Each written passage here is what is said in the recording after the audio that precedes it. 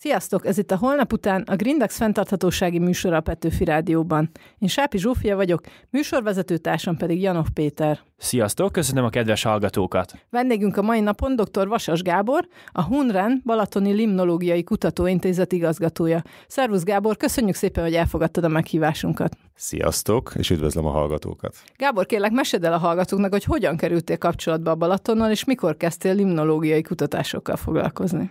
Igen, hát a Balaton, ez nagyon sokaknak megadatott, az én gyerekkoromban is megadatott, hogy ellátogattunk a szüleimmel többször is a Balatonhoz. Nekem egy balatonboglári szakszervezeti üdülő az, ami eszembe jut. Óvodás koromban, általános iskolás koromban többször is voltunk ott, és nagyon-nagyon-nagyon szerettem ott lenni, nagyon szerettem a Balaton vizét, nagyon szerettem látni az északi partot, megmaradt bennem a Badacsonynak a körvonala, úgyhogy ez egy nagyon-nagyon jó élmény volt, ami a Balaton kapcsán így eszembe jut, és egy picit később, vagy inkább azt mondanám, hogy jóval később, már biológus hallgató, a Debreceni Egyetemen voltam biológus hallgató, akkor én nyári diák voltam a Balatoni Limnológiai Kutatóintézetbe, több alkalommal is, és nekem az nagyon nagy élmény volt, ott nem csak a Balatonnal, hanem a Balatonnal kapcsolatos kutatásokkal, az ottani kutatókkal ismerkedhettem meg, és ahogy mondtam, ez többszörös nyári élmény volt, és ezt talán nem árulok el nagy titkot. A HUNREN Balatoni Limnológiai Kutatóintézetnek meg mindig létezik ez a fajta intézménye, hogy nyári diákság, különböző egyetemekről,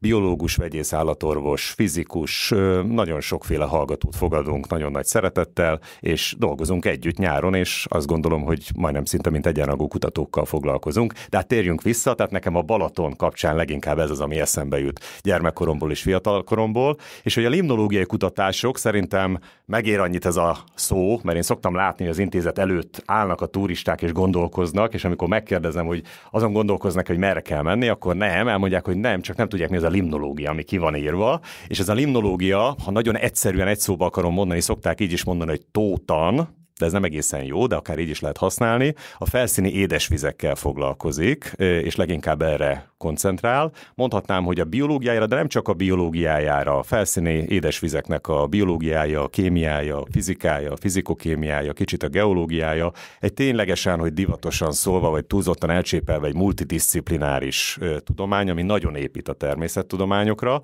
De azért azt kell mondjam, hogy rokonságban van nagyon erőteljesen a hidrobiológiával, és ennyit azért el kell mondjak, hogy gyerekkoromban nem csak, hogy a szüleim révén a Balatonhoz jutottam el, az én szüleim, az édesapám algológusként a környezetvédelmi felügyelőségen dolgozott, édesanyám pedig a vízügynél dolgozott. Tehát én alapvetően egy ilyenfajta vizes családból származom, úgyhogy ha az a kérdés, hogy a limnológiával mikor kerültem kapcsolatba, akkor ezt nem mondhatom el, hogy limnológia volt a jelem az óvodába, tehát ez túlzás lenne, de összességében nálunk teljesen természetes volt, hogy egy mikroszkópba belenézhettem, és éppen mit lehetett látni, milyen apró parányokat a vizekbe. Úgyhogy igen, azt tudom, hogy elég korán találkoztam a limnológiával. Ez az intézet elég nagy múltú. Mikorra tehető az alapítása, és mennyi embert foglalkoztattok most?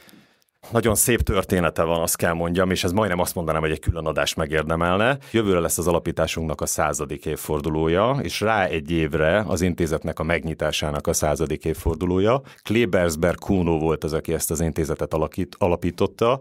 Nem csak, hogy alapította, nagyon sokat tett érte. Személyesen választotta ki a telket, személyesen nézte meg, hogy hol épüljön meg ez az intézet, és nagyon fontos, hogy ha nem is limnológia néven, de ez eredetileg is a Balaton kutatására fókuszáló biológiai intézetként lett megalapítva. Tehát ez a gyönyörű neoreneszánsz épület együttes, amivel lehet találkozni, hogyha valaki ellátogat hozzánk, mert például nyílt napunk alkalmával el lehet látogatni az intézetbe. Ezt akkor alapították, és kifejezetten a Balatonnak a kutatására, illetve a Balaton felszíni vizek és biológiájával kapcsolatos kutatások kapcsán alapították. Nagyon sokféle fenntartója volt ennek az intézetnek, egyébként egyfajta múzeumi hálózatnak is volt a tagja, a későbbiekben a Magyar Tudományos Akadémia fenntartósága alatt volt, későbbiekben az LKH, most pedig a HUNREN állományába tartozunk, a hivatalos nevünk jelenleg HUNREN Balatoni Limnológiai Kutatóintézet, és azt kell mondjam, hogy azért 100 év az 100 év. Tulajdonképpen az egyik, nem is az egyik, az első biológiai kutatóintézet ebbe az országba.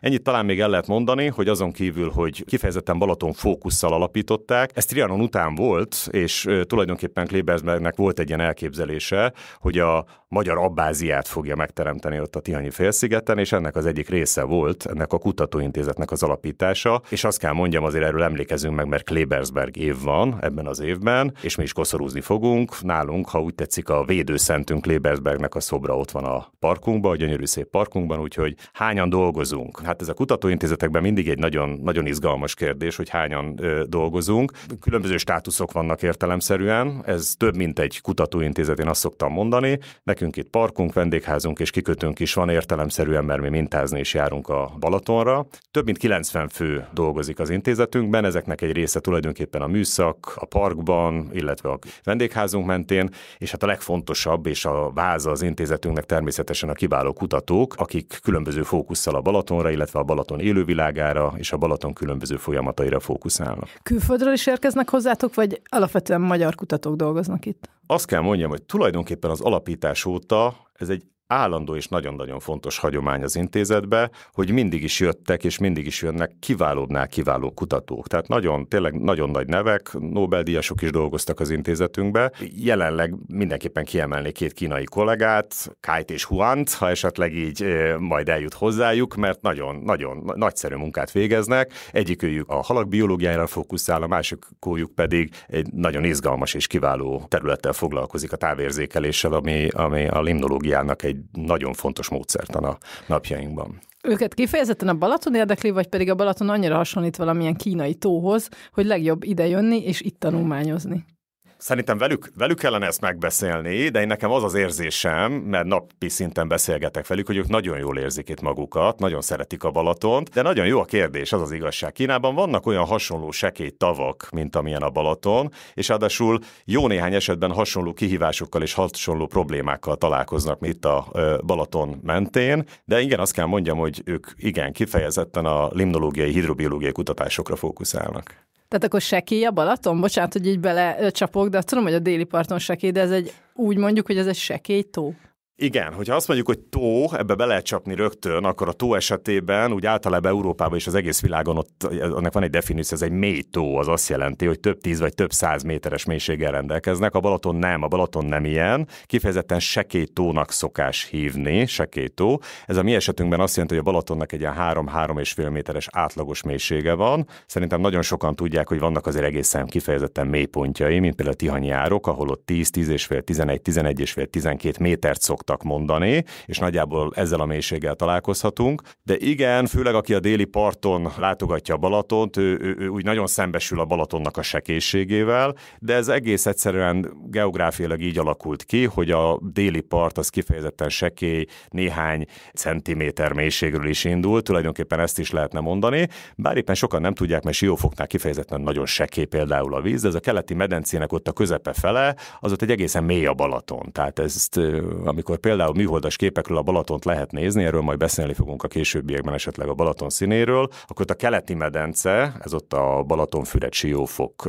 környéki részről beszélek, az olyan nagyon szép kék színűnek látszik. Ez részben a Balaton minőségi viszonyaira vezethető vissza, de részben arra is, hogy az ott egy kicsit ott vannak mélyebb régió is a Balatonnak. És egy ilyen átlagos nyári héten mivel foglalkoztak ott az intézetben, vagy milyen feladatokat láttok el?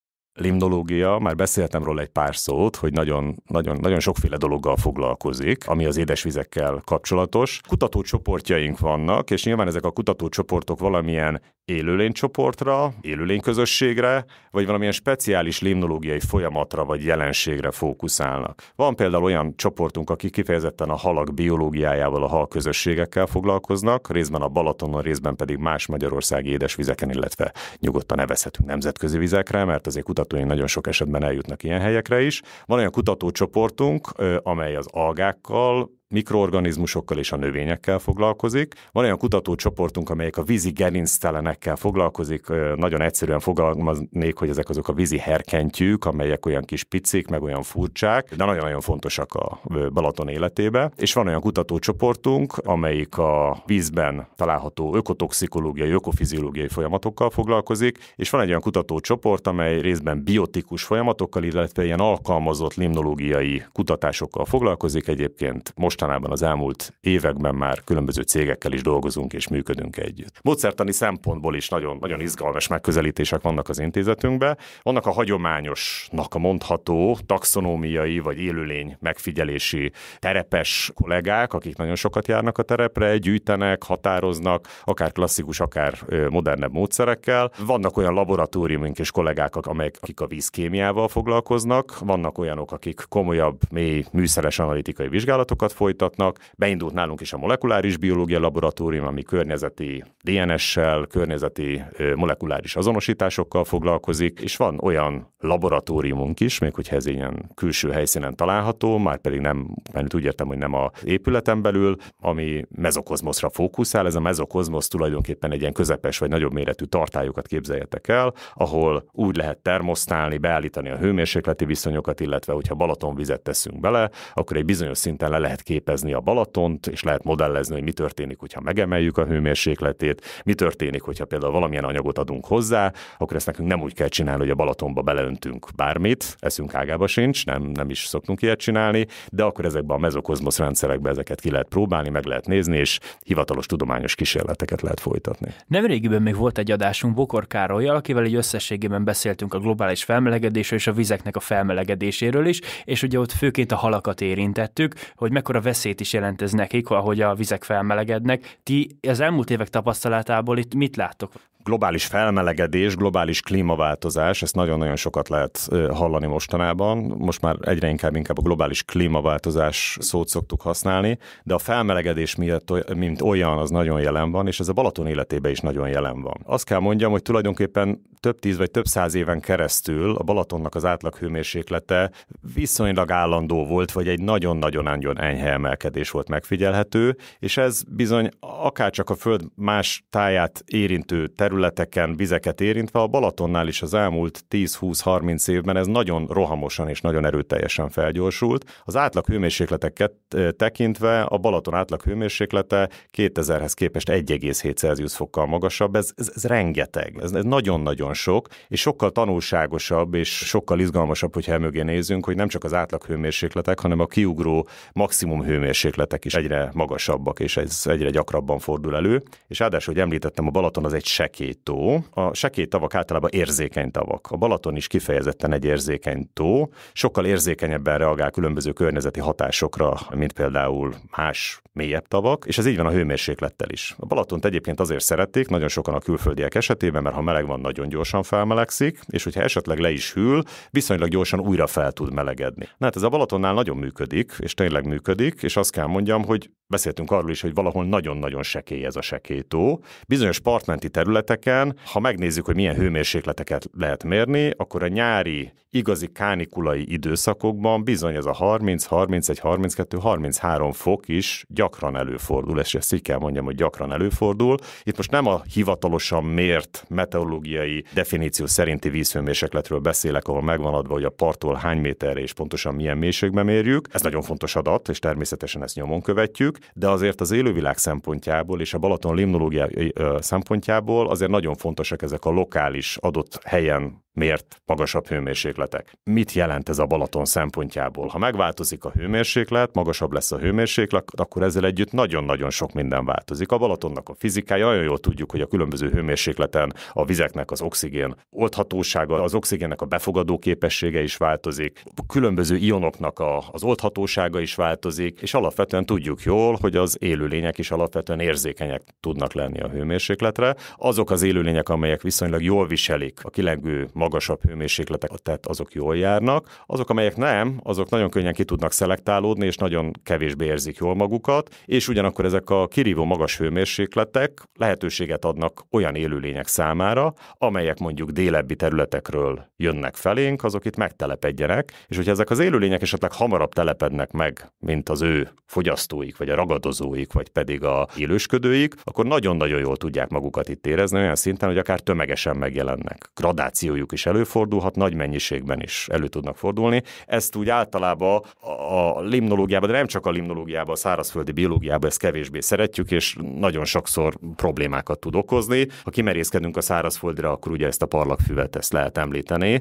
mert ez nem csak egy sztori, hanem ez abszolút humán egészségügyi problémákat is okoz, és a vizekben is vannak, lehetnek, akár a halak, akár a növények, akár az algák, akár a vízigerinctelenek esetében olyan fajokat mondani, amelyek ilyen tömegesen meg tudnak telepedni. Ez néha, azt kell mondjam, hogy nem annyira észrevehető például a látogatók számára. Vannak ilyen érdekes folyamatok, mint például a bödöncsiga, nem tudom, hallottatok-e róla, gondolom nem nagyon. A parti kövezésen az elmúlt 10 évben gyakorlatilag bekolonizálta az egész Balatont, nagyon-nagyon nagy mennyiségben, pici, apró, parányi kis csiga. Sokkal feltűnőbb lehetett a vándorkagyló, vagy a vándorkagylónak egy másik versenytársa, a kvagakagyló, amelyet szerintem az üdülő közönség azért ismerhet, mert aki sokat kapálózik ott a kövek környékén, akkor gyakran megvágta a lábát, és ezt úgy nagyon meg lehet jegyezni a Balaton mentén. Majdnem biztos vagyok benne, hogyha mástól is megkérdeznétek, hogy mi jut eszükbe a Balatonról, ez úgy gyakori eset szerintem, hogy jaj, megvágtam a lábam, és ez nagyon gyakran egy ilyen vándorkagylónak köszönhető. Ők valamilyen vektor segítségével, valamilyen élettelen vagy élőrendszer segítségével jutottak el a Balatonba, és ott pedig, ha jól érezték magukat, akkor jól érezték magukat. Ha nagyon jól érezték magukat, akkor tulajdonképpen robbanásszerűen elszaporodtak. Ez így volt ezekkel az élőlényekkel. Csavarhínár például, hozzak akkor a hínárnövények között is egy példát. Ez egy nagyon érdekes, izgalmas sztori, mert alapvetően a Balaton mellett van egy már eleve melegvizes rendszer, ha úgy tetszik, egyfajta közösség, entitás, ezt hévíznek nevezzük, a hévíznek van egy elfolyója, és abban nagyon jól érzik magukat a különböző mediterrán, szubtrópusi, trópusi lények, amelyek csak addig érzik jól magukat, hogyha megyünk az elfolyón végig, ameddig ilyen meleg a hőmérséklet, és hát beszéltünk a globális melegedésről, az egyre melegebb hőmérsékletekről. Az a helyzet, hogyha ez a hosszanti grádiens, ez egyre tovább és tovább meleg, és ez olyan sokáig érezték jól magukat ezek az élőlények, hogy eljutottak egészen a Kis-Balatonig, majd a Kis-Balatonból bejutottak a Balatonba ezek az élőlények, amelyek több éven keresztül például a telet abszolút nem élték túl. Tehát az alsóbb szakaszokon például már ott nem volt olyan meleg a víz, hogy túléljenek, de például ez a csavarhínár, ami bekerült a Balatonba, először csak a nyugati medencében, most pedig már nagyon-nagyon-nagyon sok helyen a nyugati medence mentén, sőt még tovább is már komoly állományai elég jól érzik magukat a Balaton leginkább sekélyebb részein. Halak kapcsán is lehet ilyet mondani, nagyon sokáig egész jól bírta a Balaton a törpeharcsa nélkül, és mostanában nem csak a klímaváltozás, tehát ez nem igaz, hogy csak a klímaváltozás, egy másik nagyon nagy kihívása a tónak, a Balatonnak, a civilizációs hatások. A rengeteg kikötő, amit építettünk, az egy nagyon jó melegágya volt, és ezt akár majdnem szóról-szóra is lehet érteni például a törpeharcsának, és az elmúlt években a horgászok nem túl nagy örömére azért robbanásszerűen elkezdett szaporodni a törpeharcsa, és azért, mint látható, egy kicsit a klíma, meg egy kicsit az emberi tevékenységek is tettek érte, hogy ez így legyen. Szóval igen, ebből is kiderül, hogy és azt szeretném elmondani, hogy akár egy sekélytó, akár egy mélytóról beszélünk, alapvetően ezek változnak. Tehát az nem igaz, hogy arról beszélünk, hogy ezek nagyon sokáig változatlanok voltak. Az élőlény közösségek, a különböző élőhelyek, azok folyamatosan változnak. Az igazi nagy probléma is nagyon súlyos, nagyon kemény kihívás, hogy az elmúlt 10-20-30 évben borzasztó erőteljes és szinte követhetetlen változások indultak be különböző élőhelyeken, így a Balatonon is, és az az igazság, hogy néha lekövetni is egy nagyon komoly kihívás nekünk kutatóknak, és láthatóan, és erről azért érdemes beszélni, a Balatont egy kicsit mindenki akarja magának, és az elmúlt években mindenki egy picit másként akarja magának. Azért ez egy nagyon fontos kincse Magyarországnak, és éppen ezért nagyon sok mindenki mást akar tőle, és egy kicsit erőteljes hatások érik ezt a Balatont az emberek részéről, és nem csak a klíma részéről. A Limnológiai Intézetnél dolgozó biológusok, ökológusok, fizikusok is nyáron szeretnek leginkább ott dolgozni, vagy télen is pont ugyanannyi dolga van egy limnológusnak? Igen, egy kutató, amikor belemerül a munkájába, akkor itt lehet tél, lehet nyár, bármi is történhet, akkor azért nagyon megvan a fókusz, és akkor az adott élőlénycsoportra, vagy az adott jelenségre fókuszálunk. Azért a kutatóknak nagyon sok dolga van. A kutató nem csak terepre jár, nem csak laboratóriumba mér, hanem a kutatónak ki is kell értékelni az eredményeket, publikálni kell, jelentéseket kell írnia. És ahogy mondtam, a Balatoni Limnológiai Kutatóintézet egy eléggé speciális kutatóintézet. A Balatont nem csak bennünket érdekel a Balaton, nagyon sok mindenki mást is, és nagyon-nagyon erőteljes az igény a társadalom részéről, hogy tartsuk a kapcsolatot, és igen, ez számunkra is a mindennapokra egyre és egyre fontosabb, és nyáron erre időt is szakítunk, és nem csak a nyári diákokon keresztül, hanem például a nyílt napunk, ami július elején szokott megrendezésre kerülni, az ide is nagyon-nagyon jól sikerült, rengetegen jöttek hozzánk az ország legkülönbözőbb helyeiről, és ott megmutattuk nem csak a Balatont, a Balaton élővilágát, hanem hogy mivel is foglalkozik egy kutató. Azt kell mondjam, hogy a téli őszi időben, mint hogy ismerjük, és állítólagosan ez egy probléma is az országban, hogy a téli-őszi időszakban egy kicsikét olyan kihaltabb a Balaton. Ez a kutatók számára nem feltétlenül nagy probléma, úgy is tudnak dolgozni. Inkább másként fogalmaznék, nyáron van az, amikor egy kicsit tumultus van, és rengetegen vannak a víznél, akkor néha nehezebb azokat a kutatásokat, mintavételezéseket véghez vinni, de alapvetően nincs ezzel probléma, én azt gondolom, hogy nagyon jól megvagyunk a turistákkal, nagyon jól megvagyunk az idelátogatókkal. Igen, van mit csinálnunk télen, nyáron, bármelyik időszakban. Mindig más oldalát mutatja a Balaton, bár mondanám, hogy azokat az igazi téli időszakokat is milyen izgalmas vizsgálni. Nevezhetjük még tényleg ezeket a mostani időszakokat ott valahol december, január, február környékén, de a legkevésbé sem emlékeztet már bennünket azokra az időszakokra, és hogy mondom, 100 éves múlttal rendelkezünk, 100 éves jegyzőkönyvekkel, 100 éves leíratokkal a Balaton kapcsán, nyilván még vannak jóval régebbiek is, és hát nagyon érdekes olvasni ezeket a beszámolókat, hogy például a 60-as, 70-es években, hogy bizony az a tél akkor nagyon-nagyon enyhe volt, mert csak egy hónapig borította a jég a Balatont. Hát ezt össze lehet vetni a mai időszakkal, amikor, hogyha esetleg valami vékony jegesedési folyamatot látunk a part mentén, akkor az már egy izgalmas, érdekes hideg tél, amiről beszélhetünk. Abszolút megváltoztak az átlaghőmérsékletek és a viszonyok most is a téli időszakokban, de azért más oldalát mutatja a Balaton. Télen, tavasszal, nyáron, ősszel, és azt kell mondjam, hogy ha már beszéltem arról, hogy egy ilyen víztér folyamatosan változik az idők folyamán, akkor egy adott időn, egy adott éven belüli ciklikusság is van, egyfajta aspektusai vannak a víznek, és ezeket azért nagyon szépen lehet vizsgálni a téli, tavaszi, nyári és az őszi időszakban, különböző élőlénycsoportokon keresztül, illetve a különböző limnológiai folyamatokon keresztül. A Balaton kiemelkedő ökológiai szempontból? Érdekes a kérdés, egy kicsit boncolgassuk ezt a kérdést, sőt, egy nagyon picit lefordítom, hogyha nem probléma. Kiemelkedően fontos-e a Balaton? Én azt gondolom, igen, kiemelkedően fontos Magyarországra nézve a Balaton, a legnagyobb tavunk, legnagyobb sekélytavunk, a leglátogatottabb tavunk, és egy nagyon izgalmas és nagyon, nagyon fontos víztér. Részben ez egy vízbázis, sokan nem tudják, de gyakorlatilag ivóvizet is szolgáltat a Balaton több területére, és ebből gyártják az ivóvizet, főleg a keleti medence területéről. Egy nagyon fontos értelemszerűen fürdővíz, ne tagadjuk el, hogyha mindenki a gyerekkorára gondol, azért elsősorban ez szokott eszébe jutni, és hát azért ne hagyjuk ki a különböző rekreációs tevékenységeket, hajózás, vitorlázás, horgászat, és akár én említenem a kirándulást, és nem akarok a spirituális világba és irányba elmenni, de azt gondolom, hogy szinte mindenki élte már meg azt a pillanatot, hogy egyszer csak úgy hirtelen szoborrá változott a Balaton partján, mert olyan gyönyörű látvány tárult elé, akár egy napfelkelte, naplemente, vagy pedig olyan fényviszonyok, amikor úgy megcsillant a Balatonnak az a nagyon különleges, nagyon sokféle színe, amit úgy befogadni is szinte nehéz volt. Én azt gondolom, hogy igen, tehát a Balaton az egy borzasztó fontos kincs, és az egy nagyszerű dolog az ország számára. Jó lenne minél jobb állapotba megőrizni, és akkor ilyen volt a kérdés, hogy ökológiai szempontból mennyire kiemelkedő, hogyha ökológiai szempontból azt a klasszikus értelmezést vesszük, hogy mennyire emlékeztet minket a Balaton az eredeti természetes állapotára, akkor azt kell mondjam, hogy már nem nagyon emlékeztet bennünket a természetes állapotára, ha visszagondolunk akár néhány ezer évet. Ez egy fiatal sekélytó. Tehát azt kell mondani, az érdekes, hogy a születését nagyon sokféle időszaktól lehetne számítani, hogy a medre mikor alakult ki, vagy a mocsaras területe mikor alakult ki, vagy mikor fűződött egybe egy nagy vízfelületté, de azt kell mondjam, hogy tulajdonképpen ezt az ember végignézte. Tehát itt nem több 100 millió évről beszélünk, hanem több ezer évről beszélünk tulajdonképpen. Majdnem azt mondhatnám, hogy az ember mindig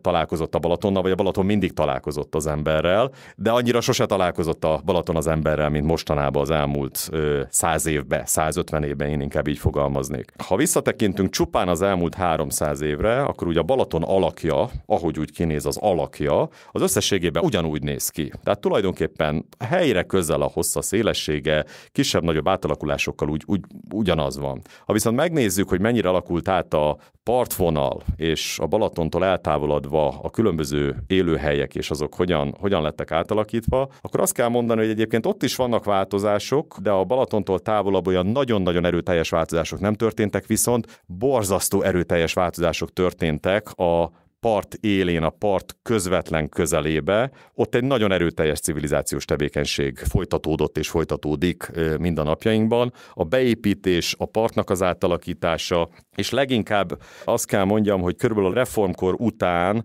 történt egy nagyon fontos dolog, az első déli vasúti vonalnak a kiépítése, ami meghatározta azt, hogy innentől kezdve a Balatont nem szabad hagyni, hogy a vízszintje csak úgy változzon a maga valójában, pedig ez a Balaton számára ez egy rettenetesen fontos dolog. Régebben másfél-két méteres vízszintváltozások is jelentősek voltak a Balaton életében. Utána, mert ez a vasútvonal nem engedte meg, és utána különböző részben feltöltött területek, illetve beépített területek végképp nem engedték meg, és tulajdonképpen a Sió csatornának a tényleges folyamatos beüzemelésével ezt biztosították is, hogy gyakorlatilag egy adott határok közé szorították a Balatonnak a vízszintjét, és ez egy nagyon-nagyon izgalmas kérdés, főleg napjainkra, amikor egyre többet beszélünk az asszályról, egyre többet beszélünk arról, hogy kevés csapadék hull, ráadásul a hőmérsékletek, kiugró hőmérsékletek, átlaghőmérsékletek egyre magasabbak, egyre erőteljesebb a párolgás, és ennek következtében akár lehetne is komoly igény arra, hogy bizonyos időszakban meg legyen emelve a Balaton, vagy hagyjuk a Balatont. Ez lenne a legjobb, hogy hagyjuk a Balatont megemelkedni,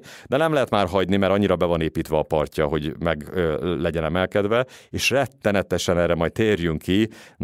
Nagyon elhibázott koncepció az, hogy a Balatont tulajdonképpen egy viszonylag magas szinten és állandó szinten akarjuk tartani, és erre majd ott a tévhitek kapcsán mindenképpen térjünk ki a Balaton mentén, de tehát a part mentén az a jellegű vizes élőhelyeknek a tömtelege és sokassága, ami a Balatont övezte. A Balatonnak nagyon sokféle boncolgatása van, hogy honnan jön a Balaton szó, nagyon sok mindenre lehet vezetni. Nagy valószínűséggel a mocsaras, sáros szóból lehet levezetni. Alapvetően egy nádas, vizes élőhelyes, mocsaras terület volt, alig lehetett megközelíteni még a 1800-as évek előtt a Balatont. Nem is volt ez olyan menő dolog, az az igazság. A Balaton környékén különböző fürdőhelyek, Balatonfüred, az nem feltétlenül a Balaton miatt, hanem az ottani fürdőkutak, ivókutak miatt fejlődött például, és majd utána, ahogy említettem, a reformkor környékén is utána volt egyszer csak egy-két ilyen merészebb ember, aki azt mondta, hogy ő fürdik a Balatonba.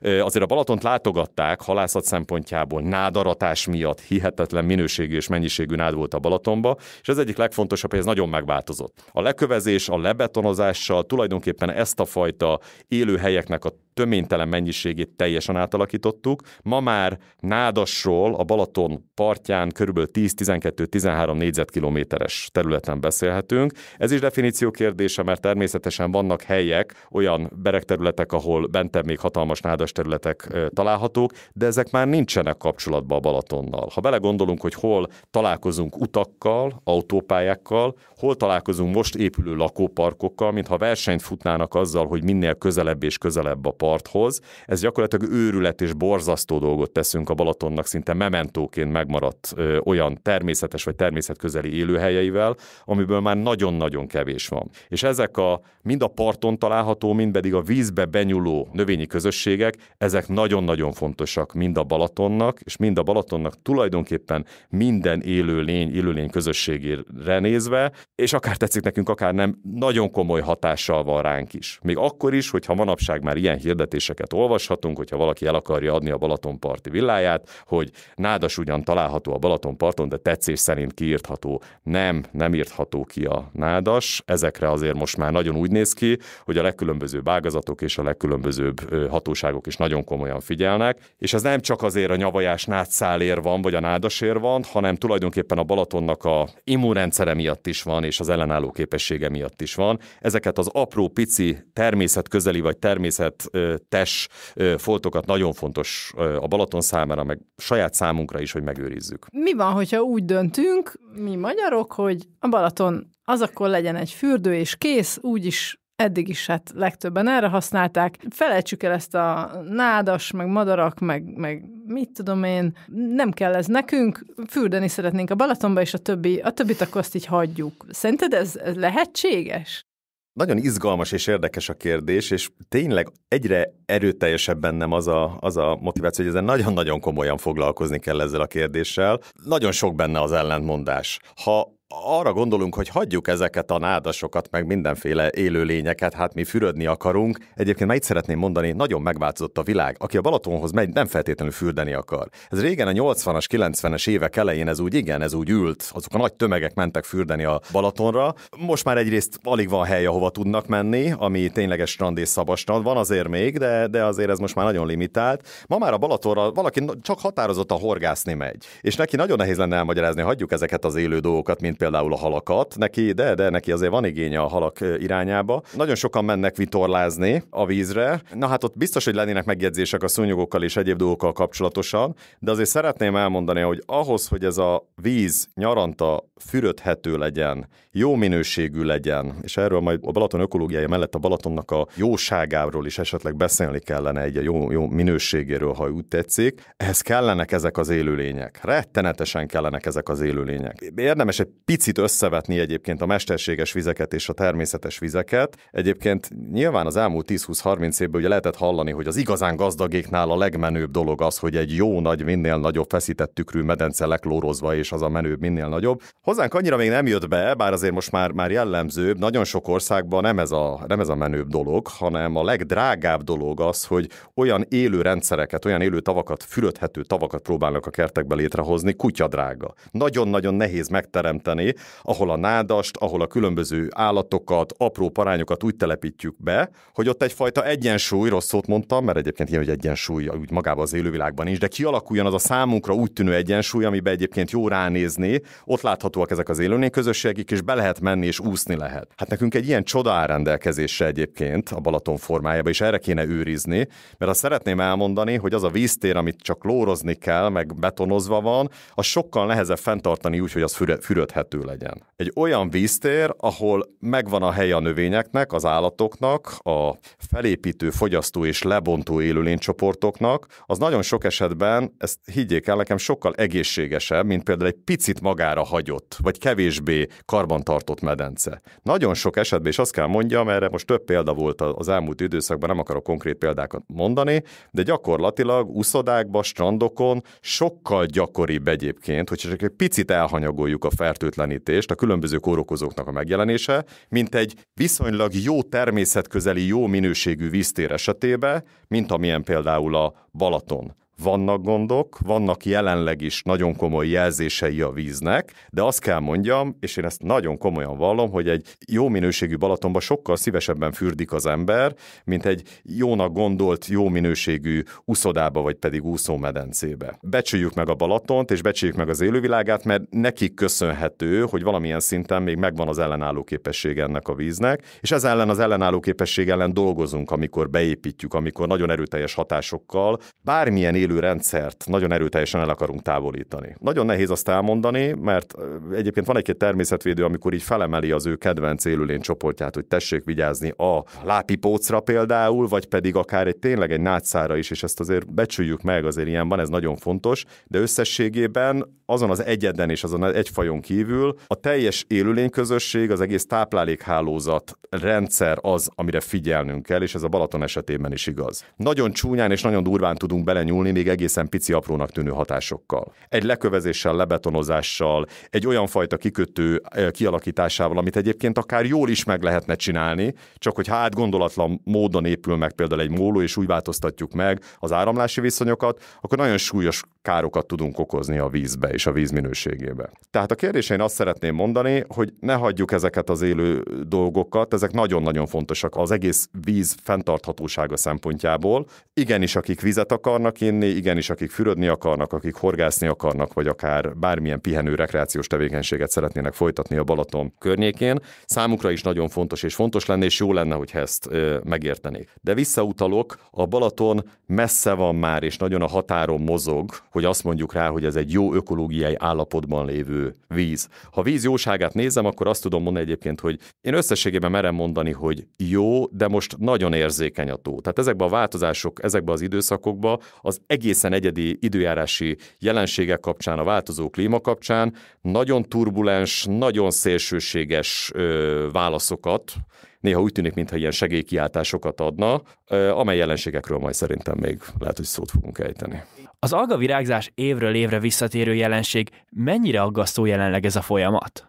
Beszéljünk először az algákról, mint olyanról, kik ezek a pici, apró parányi élőlények. Nem olyan egyszerű egyébként definiálni, gyorsan mondok róluk pár szót. Ha azt mondom, hogy algák, akkor leginkább az jut eszünkbe, hogy pici, apró parányi vízben élő élőlények. Ez részben igaz, de azért azt kell tudni, hogy tulajdonképpen a világ legnagyobb élőlénye is algák. Tengerekben, óceánokban olyan barna moszatokat ismerünk, amelyek egyébként 200-300 méteresek is lehetnek, szemmel láthatóak. Édesvizekben azért leginkább és leggyakrabban ezek a parányi, apró algaszervezetekkel tudunk találkozni, és ezek az algák nagyon fontosak a felszíni vizeinkben. És mondok egy még nagyobbat, még fontosabbat, az egész élővilág szempontjából, az egész föld szempontjából nagyon fontosak az algák. Van egy téveszme egyébként, és ez most már akár eljutott a politikusi szintig is, és módosítgattak rajta. Mindig arról beszéltek, hogy az esőerdők és az őserdők milyen fontosak a föld oxigén termelése szempontjából. Tényleg fontosak, rettenetesen fontosak, de azért az algák kenterbe verik őket. A legfontosabbak a tengerek, óceánok és édesvizekben található algáknak az oxigén termelése. Tehát ők is ugyanúgy oxigén termelnek, mint a növények. Nagyon egyszerűen azt lehetne mondani, hogy pici, apró, parányi, egyszerűnek mondható növények, akikről én most beszélek, és a jelenlétük az nagyon-nagyon fontos az adott víztérben is. Tehát fotoszintetizálnak, és ők képesek a napfény energiájából felépíteni a saját szerves anyagaikat, tehát ők akárcsak a növények a szervetlen széndioxidból és a napfény energia segítségével, valamint víz segítségével képesek szerves anyagot létrehozni.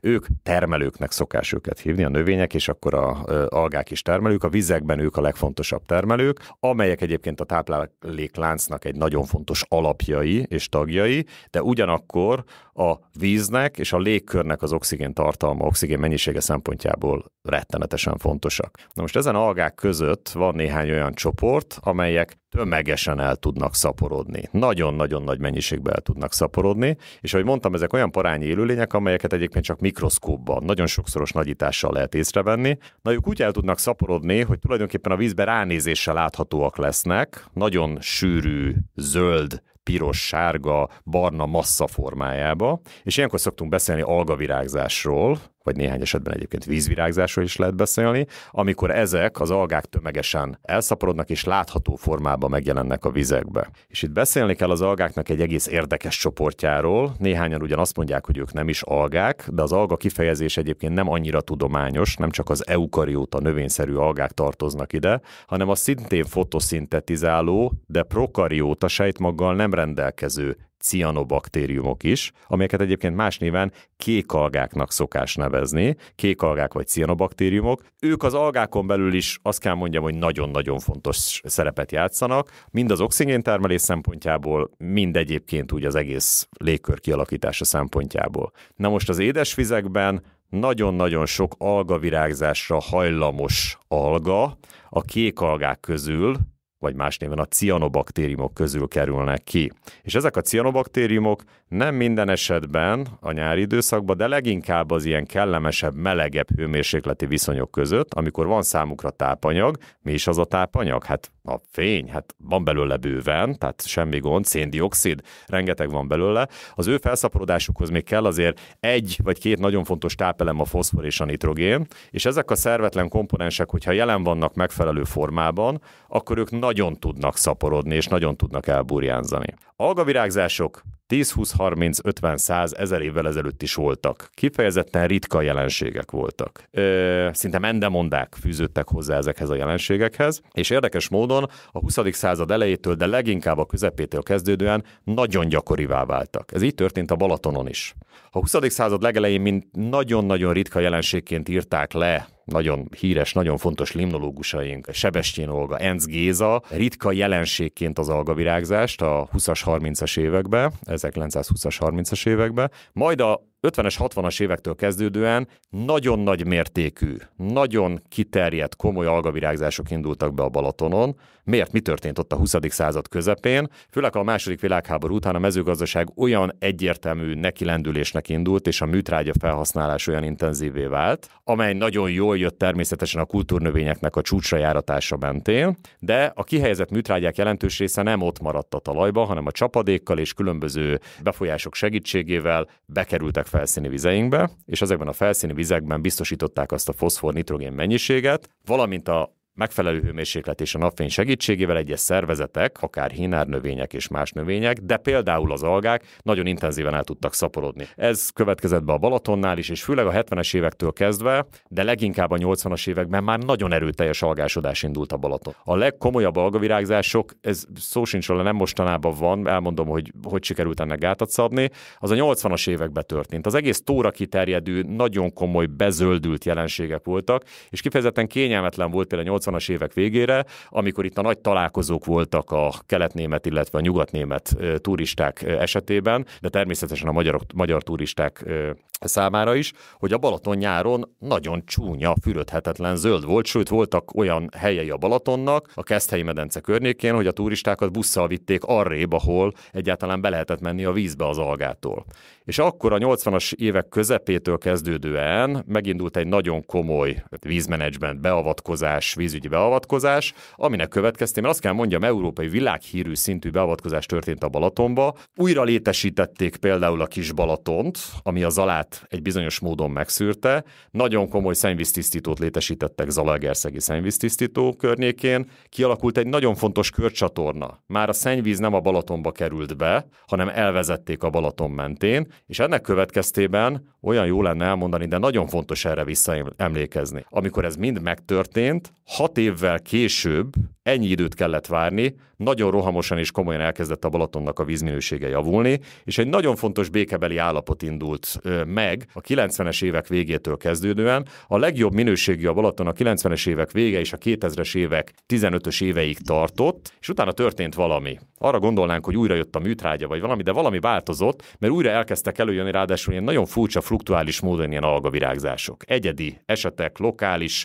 nagyon nehéz volt megmagyarázni. Ez sem lehet mondani, hogy csak magyar specialitás, az egész világon így van. Egyre inkább már a klímaváltozás irányította algavirágzások indultak be, ugyanis olyan időjárási jelenségek jelentek meg, vagy következtek be, aminek következtében képes volt, vagy képes a tó biztosítani a tápanyagot az alga számára. Miről beszélek? Ha tápanyag terhelésről beszélhetünk külső terhelésről, mint például a kívülről befolyó műtrágyák, vagy a komponensek, és van egy belső terhelés, amikor az üledékben meglévő tápanyag felszabadul. Itt különböző időjárási jelenségek, felmelegedések és rétegződések, nagyon hosszú beszélgetés lenne, hogyha ebbe belemennénk, ezek elősegíthetik, vagy hőmérsékletváltozások, hogy az üledékből felszabaduljanak olyan tápanyagok, amire az algák úgy reagálnak, hogy nagyobb mennyiségben lesznek jelen. És ez az elmúlt időszakban újra, ha nem is olyan mértékben, sőt összesen vetném a 80-as évekkel, de már 19-ben volt egy nagyon komoly algavirágzás a nyugati medencébe, azt egyébként egy nagyon érdekes Ceracium furcoides nevezetű egyébként eukarióta alga és egy Aphanizomenon cianobaktériumnak a keveréke idézte elő,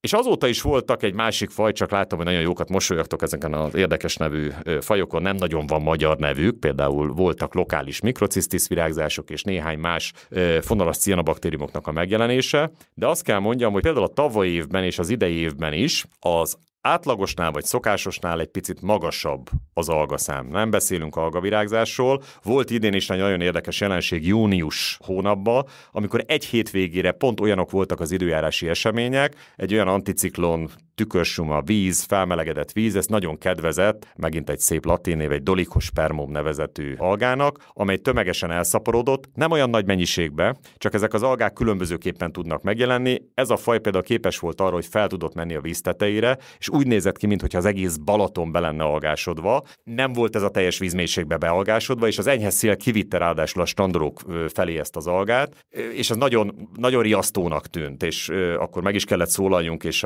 itt egy kicsit hagy reklámozzam a Balaton Science Facebook oldalunkat. Ha valaki a Balatonról valóságot akar olvasni, és valóságot akar hallani, tényleges méréseket, leginkább élőlényekről és a Balaton élővilágáról és a jelenségeiről, akkor látogasson el ide. Én azt tudom mondani, hogy érdemes. Vannak nagyon aktuális hírek, és néhány esetben azt gondolom, hogy egy látogató, illetve egy turista számára is nagyon fontos lehet egy-két beszámolónk. És ott is beszámoltunk erről. Egyébként az első hidegfront szétverte ezt a lokális helyi algavirágzást, és azóta azt kell mondjam, hogy algásodás szempontjából kifejezetten jó a víz az idén. Egy picit magasabb a klorofil szint, ezzel szokták mérni az algákat, mint az elmúlt évtizedekben. Miért is probléma egyébként ez az alga, hogyha belemegyünk a vízbe és fürdeni szeretnénk benne? Tehát ez veszélyes bármennyire az emberre, vagy csak ez valami gusztustalan dolog? valakinek gusztustalan, van egy-két őrült kutató, aki azt mondja, hogy atyavilág, de érdekes jelenség, és ezzel érdemes foglalkozni. Itt hadd áruljak már egy titkot, engem nagyon régóta érdekel, nem feltétlenül maga az alga, hanem az algáknak a különböző metabolit termelése, különböző anyagcseretermékeik. Ugyanis ezek az algák tudnak nagyon érdekes, nagyon különleges anyagcseretermékeket termelni. Mondok egy-két ilyen nagyon szelíd és nagyon izgalmas anyagcsereterméket. Meséltem róla, hogy az egyik alga zöld, a másik képes piros, narancssárga színt felvenni. Például van olyan alga, amely képes egy olyan astaxantin nevezetű piros színanyagot termelni, amitől például részben a rákok, amikor megeszik az algát, attól pirosak, és képzeljétek el, például a lazacnak is az a vörös színe, az ilyen részben algától származó astaxantinnak köszönhető. Mondanám, hogy milyen jó, amikor a boltban látjátok, hogy a algát evett lazacot lehet látni. Ma már nagyon sok esetben mesterségesen színezik asta és kantaxantinnal egyébként ezeket a lazac húsokat, hogy éppen pont olyan piros legyen, ami erre az adott vásárló gondol. De hogy az algák ilyet is tudnak termelni, és azért azt kell mondjam, hogy azért egy nagyon-nagyon fontos, már beszéltem róla, ez egy nagyon izgalmas volt, például a cianobaktériumok esetében néhány milliárd évvel ezelőtt ők voltak az elsők, akik egy nagyon durva anyagot képes voltak felszabadítani, ezt oxigénnek hívták. Ez nem annyira vicces, számunkra rettenetesen fontos, abban az időszakban, amikor oxigén nem volt a légkörbe, egy olyan élővilág volt, amely reduktív körülmények között, oxigénmentes viszonyok között élt. Amikor ez a cianobaktérium elkezdte termelni ezt az oxigént, akkor tulajdonképpen kiirtotta a teljes földet. Úgy, ahogy teljesen átalakította, és olyan érdekes élővilágot hozott létre, amelyek között egyébként mi is létezünk, és szükséges számunkra az oxigén. De hogy az algák egyébként más, különböző egyébként a gyógyszeripar, biotechnológia számára is izgalmas anyagcseretermékeket is tudnak termelni, de van egy-két faj, amely kifejezetten erős hatású anyagot tud termelni, toxinokat, algatoxinok, kék algatoxinok, cianobakteriális toxinokat képes termelni, nem mindegyik faj, sőt nem minden esetben, és igazándiból nekem ez volt mindig is a kedvenc témám, én algatoxinokkal és kék algatoxinokkal, metabolitokkal foglalkoztam. Ezért a toxin mondjuk el, hogy ez mérget jelent. Igen, a toxin az egyébként mérget jelent, vagy mérgező hatású kis molekulát, itt nagyon fontos elmondani, mert a toxinok között, ha valaki esetleg a kígyótoxinra gondol, ahol nagyobb molekulák, fehérjék, peptideket jelent, itt általában ilyen pici alkaloid vagy néhány aminosabból álló peptidekről beszélünk, és ezek egyébként tudnak nagyon veszélyesek lenni, akár az ivóvíz termelés számára, akár pedig a fürdőzők számára, amennyiben, és erről csak akkor érdemes beszélni, amikor nagyon nagy mennyiségben felszaporodik az alga. Rögtön szeretném mondani, hogy a Balatonnak alapvetően szerencséje van, és ezen keresztül nekünk is.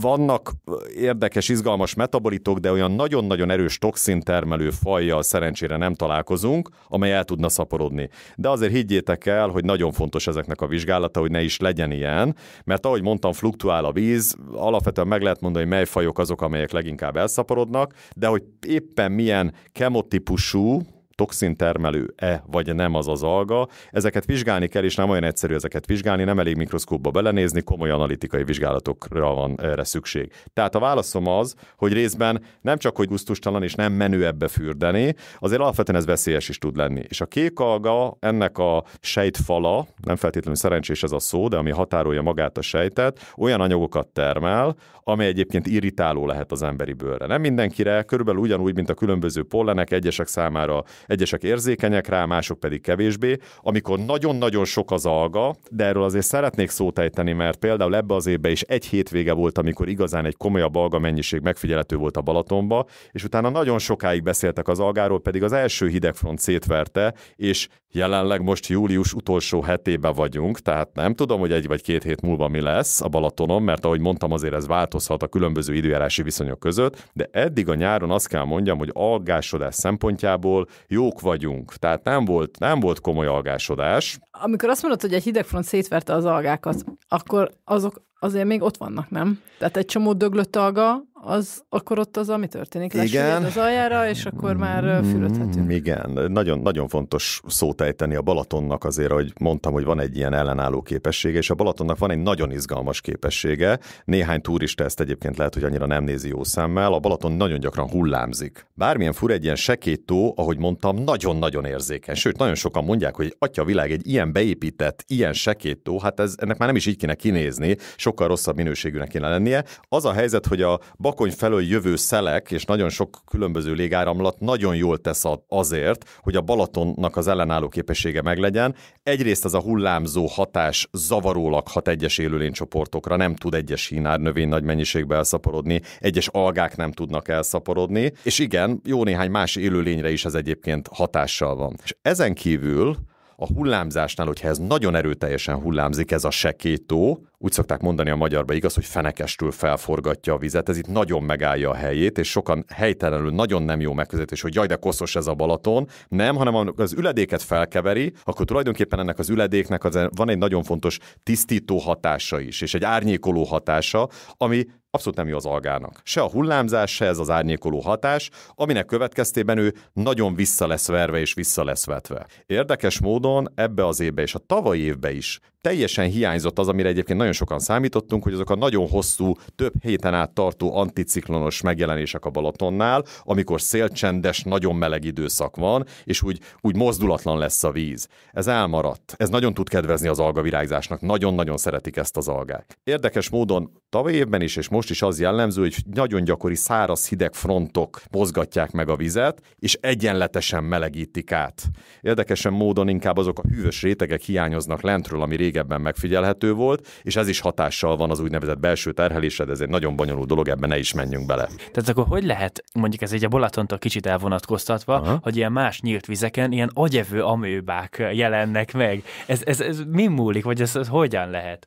Agyevő amőba éppen, amiről beszéltünk, éppen elhanyagolt mesterséges vízterekbe, medencékbe fordult elő. És azt kell mondjam, hogy egy jól működő természetes vízben nem jellemző, hogy ez úgy megjelenne, amitől félnünk kellene. Nem tudunk ilyen esetekről a Balatonnál, és ez nem jellemző egy jól működő természetes vagy természetközeli élő víznél, ez nem jellemző.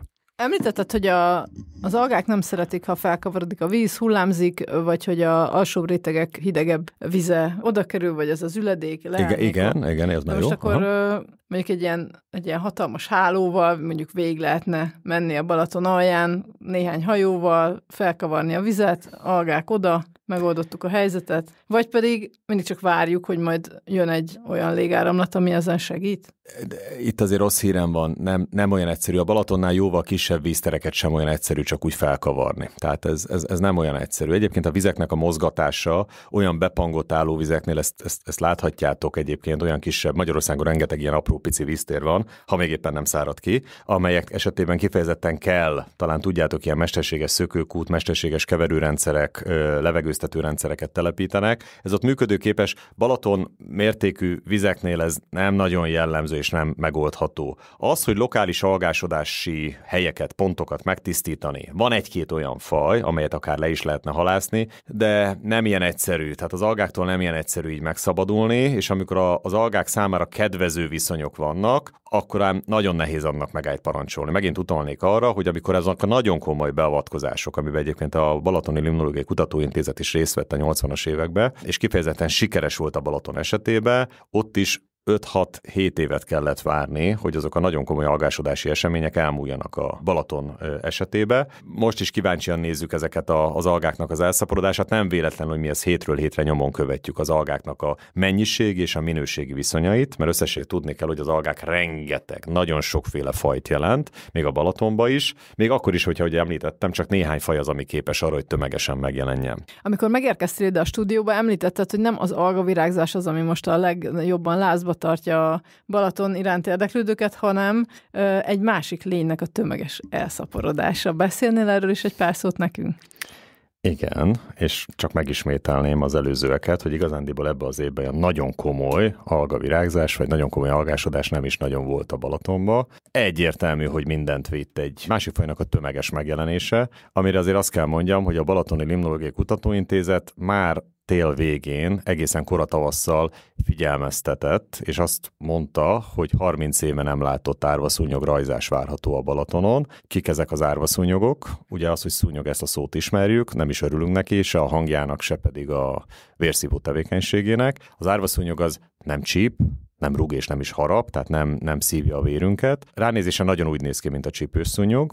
Az a faj, ami tömegesen elszaporodott, az egy nagyon jellegzetes, karakteres élőlény, bár úgy néz ki, mint egy csípőszúnyog, de zöld színe van. Viszonylag egy nagyobb szúnyog, és alapvetően ez a Balatonra jellemző ez a faj. Chironomus balatonicus, ez a neve egyébként. Az árvaszúnyogoknak rengeteg faja ismert, egyébként méretbe is, alakzatra is nagyon különbözőek. A Balatonra ez egy kifejezetten jellemző faj, és már jelent meg tömegesen egyébként érdekes módon pont abba az időszakba, mikor olyan komolyabb algásodási időszakok voltak a Balatonnál. Nem véletlenül, ugyanis ezek az árvaszúnyogok akkor szeretnek nagyon nagy mennyiségbe kikelni és rajzani, úgy szokás ezt mondani, amikor megfelelőek az időjárási viszonyok, kellemesen meleg a víz, és van mit enniük. Ők ugyanis algát vagy elhullott algatömegeket, algatörmelékeket esznek lárva állapotba. A petéjük egyébként az üledékbe kerül, oda petéznek le, és amikor a viszonyok megfelelőek kikelnek, és a különböző lárva stádiumok, ha hófigyelem horgászok, szerintem ismerős lehet az, hogy árvaszúnyog lárva, nagyon-nagyon-nagyon szeretik a halak, az egyik legjobb csali, még a csontinál és a pinkinél is jobban szeretik a halak, néhány helyen lehet is venni. Igen, ez ennek az élőlénycsoportnak a lárvája, lárva stádium, olyan piros színű, ugyanolyan hemoglobin található benne egyébként, mint az emberi vérbe, és ez a lárva tulajdonképpen ott él az üledékbe, ott táplálkozik, és utána egyszer csak bebábozódik, majd kikel. Amikor kikel, akkor kirajzik kirepül a Balatonból az árvaszúnyog, amely egyébként, és ez nagyon fontos, ezt szeretném hangsúlyozni, néhány napig él. De olyan is van, hogy csak egy napig, vagy esetleg 2 napig, tulajdonképpen egy jó nagyot akar szaporodni, azért rajzik ki, és hogy le tudjon petézni, és alapvetően azt nagyon fontos elmondani, hogy ezek bizony nagyon nagy tömegekben is előfordulhatnak. És 30 év után tavaly volt egy olyan időszak, mikor a klorofil mennyiség, ami ugye az alga mennyiségét jelzi, az időjárási viszonyok nagyon kedveztek szeptemberbe, és volt egy viszonylag közepesen nagy rajzás, nagyon sokan úgy gondolták, hogy atyavilág, egyébként nagyon hosszú év óta az egy jelentős árvaszúnyog rajzás volt, és akkor lepetéztek, és azt vettük észre, hogy nagyon szépen és nagyon jól érzik magukat az üledékbe, ráadásul a Balatonnak azon medencéjébe, a keleti medencére, ahol abszolút nem volt ez régebben jellemző. Ez leginkább az eutrófabb, algában termelékenyebb nyugati medencére volt ez jellemző, és szépen fejlődtek a lárvák, és a nagyon enyhe tél után, mert a tél az nagyon rosszat tudott volna nekik tenni, egy hideg, jégborította víztér, nagyon jól érezték magukat, és tavasszal szerettük volna jelezni, és jeleztük is, és kongattuk a harangot, hogy figyelem, nagyon-nagyon komoly árvaszúnyograjzás lesz, május-júniusban, de nem. A május érdekes módon most már több éve, azt kell mondjam, hogy közel sem olyan meleg, mint ahogy megszokhattuk. Februárban nagyon gyakran találkozunk, nemhogy tavasszal, néhány esetben szinte nyárszerű hőmérsékletekkel, de valamiért ebben az évben is a május hűvös volt, nem ért el a Balaton hőmérséklet azt a kritikus 16-17 fokot, amikor elindulhatna az árvaszúnyograjzás. Egyébként ezt is megjósoltuk, hogy nagyon időjárás függő lesz, mert azon múlik, hogy milyen hamar melegszik fel a Balaton. És hát júniusban elkezdett felmelegedni, és be is indult a rajzás. Nagyon komoly mennyiség.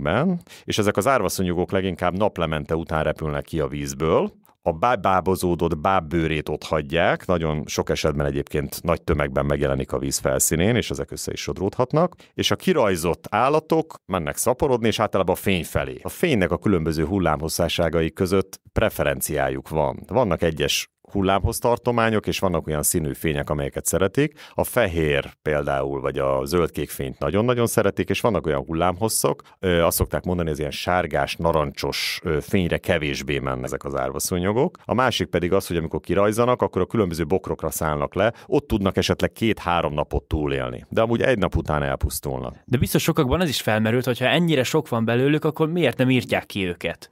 Igen, ugye már beszéltünk arról, hogy mennyire fontos a Balatonnak az az egyensúlya, ahol az élővilág és az élőlénycsoportok egymással kapcsolatban vannak. Nagyon nem jó és borzasztó indokoltnak kellene lenni, de egyáltalán nem is nagyon vagyok benne biztos, hogy tudnék indokot mondani, hogy miért kéne kiírtani valamit. Ugye itt most arról beszélhetünk, hogy lehetne gyéríteni esetleg ezeket a szúnyogokat. Nem érdemes ezeket gyéríteni, nem nagyon lenne rá idő. Ők tulajdonképpen 1 napot élnek, 1-2 napot élnek, vagy esetleg 2-3 napot, és ők elpusztulnak. Leggyakrabban egy lámpa alatt például szerintem most Zamárdi és Siófok környékén július utolsó hetében vagyunk. Nagyon gyakran lehet látni elhullott tömegek, állatok tömegeit, amit lapátolni lehet. Ez most olyan hihetetlenül hangzik, de ilyen mennyiségben vannak. Tehát visszatérve, ők elkezdenek kirajzani, és ebbe az évbe az egész nyáron elhúzódott, legalábbis július végéig ez a rajzás, nem 1-2 héten belül ment le, és ez leginkább annak köszönhető, hogy folyamatos száraz hidegfrontok törték meg a nyarat, és ennek következtében a víz hullámzott. Ezt a hullámzást egyébként a kirajzó árvaszonyogok sem szeretik, és éppen ezért mindig megállt a rajzás. Majd utána jött egy kis jó idő, megint megindult és felépült a rajzás, majd utána megint megszakítódott, és tulajdonképpen még ez a bizonyos őszi generáció az, ami egészen július végéig, és majd meglátjuk, hogy akár augusztus elején is a rajzást követte. Hadd mondjak egy brutális számot, egy kicsit hadd csodálkozzatok meg a hallgatók is. 10 000 tonnányi biomassa árvaszúnyog rajzott ki az őszi generáció alatt a Balatonból. Ez a 10 000 tonna, ugye ez már az, amit ugye amikor arról beszélnek, hogy mennyi ezer milliárd, ezt már nem is tudjuk elképzelni rendesen, de hogy egy picit jobban el tudjuk képzelni, 10 000 tonnányi hal van a Balatonban. Tehát tulajdonképpen a Balaton hal mennyiségének a biomasszája rajzott ki jelenleg árvaszúnyog formájába. Atyavilág, teszitek fel a kérdést, honnan van ez? Na, ez például egy nagyon fontos jelzése a Balatonnak. Most ez furcsa, amit mondani fogok, itt nem az árvaszúnyog a probléma, az árvaszúnyog egy tünet. Ez mutat valamit. Azt mutatta, hogy a Balaton akár belső, akár külső terhelés következtében tápanyag terhelt, érdekes módon pont a keleti medence, és a keleti medencében tudott úgy beindulni az algásodás, ami után az árvaszúnyogok egyébként az algát el is fogyasztják, és ezzel a kirepüléssel tápanyagot visznek ki a vízből. Nem is nagyon van esélye a víznek máshogy a tápanyagtól megszabadulni, ez például egy ilyen lehetőség. Ezért is tartjuk fontosnak, hogy az árvaszúnyog nem csak egy nagyon fontos tápláléklánc tagja, hogy mondjam el, hogy ebben az évben a dévérkeszegek nagyon boldogok a Balatonon, mert imádják az árvaszúnyog lárvát. Azt nem tudom, hogy a elkövetkező időszakban milyen évük lesz, de most szerintem nagyon boldogok a Balaton dévérkeszegei. Azt mondod, hogy tápanyag terhelés van a keleti medencében. Ez mitől lehet, és hogy ez gond? Igen, abszolút gond. Ugye erről beszéltem, hogy a 80-as években ezt a tápanyagterhelést próbálták megszüntetni ezekkel a különböző beavatkozásokkal, nagyon nagy sikerrel, és mostanában azt szokták mondani, hogy tulajdonképpen ez a külső tápanyagterhelés megszűnt a Balatonnál. Azért az intézetünk úgy gondolja, hogy van még egy kis keresgélni valónk a külső terhelések kapcsán. Én egyébként kifejezetten azok közé tartozok, akik védik a horgászokat. Ha lenne időm, én is többet horgásznék, gyerekkoromban én horgáztam, és nagyon-nagyon szeretem. De azért azt kell látni, hogy a horgászoknak a száma és a horgászok által felhasznált etetőanyagoknak a mennyisége és minősége, hát az döbbenetes mértékű változásokat hozott. És azt kell látni, hogy semmiféle szabályzás nincsen ennek mentén. A horgásztársadalomban nagyon komoly és olyan emberek és közösségek találhatók, akik nagyon óvják a vizeket, és nagyon sokat tesznek a környezetükért, de azért azt is el kell mondjam, hogy valahol például az etetés az a Kisdömpernél kezdődik. Tehát, hogy ilyen mennyiségben használnak etetőanyagot, és néhány esetben a megfelelő minőségű etetőanyag kerül elő, és nem akarok erre példákat mondani, néhány esetben egészen elfogadhatatlan minőségű etetőanyagokat használnak, holott azért tudni kell, hogy például egy halastóban is szabályozva van, hogy mivel lehet etetni a halakat, egy Balatonban például nincs ez szabályozva. Ez csak egy felvetés, ami nagyon szeretném hangsúlyozni, hogy átgondolást igényel. Nem arról beszélek, hogy ezt be kell tiltani, de itt alapvetően olyan számok vannak, amelyeket egész pontosan nem ismerünk, és ez egyfajta tápanyagterhelés lehet a Tóranél. Van egy másik ismeretlen szám, ami még a külső terhelést támogathatja. Van egy másik szürke zóna, a hajósok, vitorlások, ahol megint szeretném elmondani, hogy kiváló és nagyszerű balatoni emberek vannak, és nem balatoni emberek, akik nagyon óvják és vigyázzák a tavat, de azért azt kell mondjam, hogy nagyon sok esetben nem feltétlenül egyértelmű, hogy a különböző szennyvízük pontosan hova kerül. Természetesen leszabályozva, megfelelő helyre, és szóba se kerülhet, hogy a vízbe kerüljön, mégis jutnak el hozzánk olyan információk, hogy ezzel azért lehet, hogy foglalkozni kellene a külső terhelő szempontjából. De amit leginkább mostanában mondanak, a klímaváltozás indukálta belső terhelés, ami előjöhet, a különböző szélsőséges hőmérsékleti viszonyok, vagy a víznek olyan fizikokémiai változásai, esetleg rétegződései előteremthetnek olyan feltételeket, amelyek mentén az üledékből egyébként nem felszabadult tápanyagok szabadulhatnak fel. Ez az a tápanyagterhelés, ami okozhatja például azt a bizonyos algásodást, ami nagyon erőteljesen segíti az árvaszúnyogoknak a kirajzását. De ha ez az árvaszúnyograjzás úgy sikerül, hogy tényleg eltávozik a vízből, hagyjuk, hogy elmenjenek, esetleg nem visszasöpörjük ezeket az elhullott állatokat, akkor a tó nagyon komoly mennyiségű foszfor és nitrogéntől tud megszabadulni. Tehát nedves tömegben úgy néz ki, hogy körülbelül 10 000 tonnát tonánál járunk. Ez egy nagyon komoly mennyiség. Ez egyébként az egész Balatonra nézve, de a 2/3 az a keleti medencére vonatkozik. És miért pont Siófok és Zamárdi szenved a problémától? Már megint klímaváltozás, már megint olyan időjárási jelenségek, amelyek nem voltak szokványosak. Kiváló hungarometes kollégák vannak, és itt meg kell említsem Horváth Ákost, akinek nagyon fontos szerepe van, hogyha egy Balaton átúszást engedélyeznek, vagy éppen lefújnak, és nagyon-nagyon komoly tudója a balatoni időjárásnak, vele szoktam nagyon gyakran beszélgetni, és ő hívta fel a figyelmemet arra az idénre, meg a tavalyi évre jellemző áramlatokra, légáramlatokra, ami naplemente után, ami általában szélcsendet jelent, tehát az a szélcsend, és az elmúlt időszakban az volt a jellemző az elmúlt 10 évben, hogy az egy változó irányú áramlatot jelent. Most az elmúlt 2 évben nagyon úgy néz ki, hogy megváltozott, és egy nagyon stabil, nagyon biztos északról irányuló áramlás az, ami jellemző, és az északi oldal felől gyakorlatilag a déli part fele sodorja azokat a kikelő árvaszonyókat, amelyek egyébként úgy tűnik, hogy nagyon jól repülnek, zümmögni legalábbis nagyon tudnak, és pont repülnek annyira, hogy az embernek az arcába, az ételébe, italába beleszálljanak. Nagyon komoly. Azt kell mondjam, hogy tényleg ez egy nagyon komoly zavaró hatás lehet. Ez egy az egyben megy Siófok és Zamárdi irány. Tehát itt most azért azt kell mondjam, hogy amikor a klímaváltozásról beszélünk, akkor itt mindig a villámárvíz és a hatalmas égszakadás, földindulás és a katasztrofális asszályhelyzet, amit azért én nagyon komolynak gondolok, és ezek nagyon komoly kihívások. Ilyen egészen apró nüansznyi kis, pici apró változások azok, amelyek nagyon komoly változásokat hozhatnak a mi életünkbe is, vagy akár egy város életébe. Említetted, hogy a lámpák alatt rengeteg bogarat lehet találni, csomó szúnyogot, és azt is mondtad, hogy ezek sokszor csak egy napig élnek, vagy néhány napig. Na most én mindig azt hittem, hogy azért vannak a lámpa alatt ezek a elhullott állatok, mert valahogy annyira törekednek a fény felé, hogy ott megégetik magukat, meg beverik a fejüket, vagy nem tudom, és aztán elhullanak, de akkor ez nem is így van. Igazániból lebuktam, hogy én tényleg inkább algászós vagyok, és ezzel most tökre komolyan gondolkozom.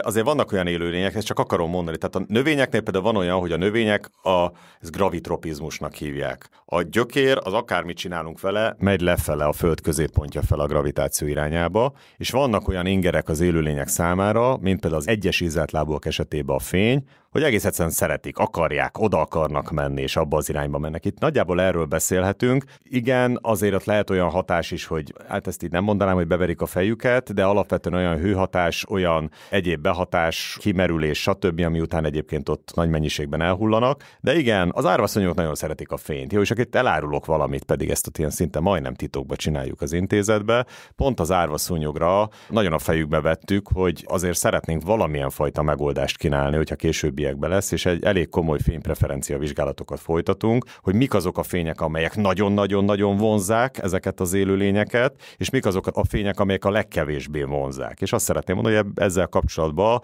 vagy valamilyen fajta levédhető dolgot, vagy a társadalom számára nagyon fontos információkat majd szeretnénk szolgáltatni, vagy akár egy tudományos publikáció formájába, de igen, ezzel foglalkozunk. Tehát a rajzás alatt azért nagyon komolyan, ha van rá, meg lesz rá forrásunk, és úgy alakul a kutatóintézetünknek a sorsa, akkor ezzel mindenféleképpen foglalkozni akarunk, hogy a megoldás irányába induljunk el, mert nem tudjuk megmondani, hogy ilyen mondjuk az elkövetkezendő hetekben, hónapokban, és az elkövetkezendő években milyen kihívás lesz. Van rá példa, ha esetleg ez lenne a kérdés. Más országokban, más helyen is az árvaszúnyognak a tömeges megjelenése elő szokott fordulni, és pont ilyen viszonyok közepette. Mit gondolsz, melyek a leggyakrabban visszatérő félreértések a Balatonnal kapcsolatban?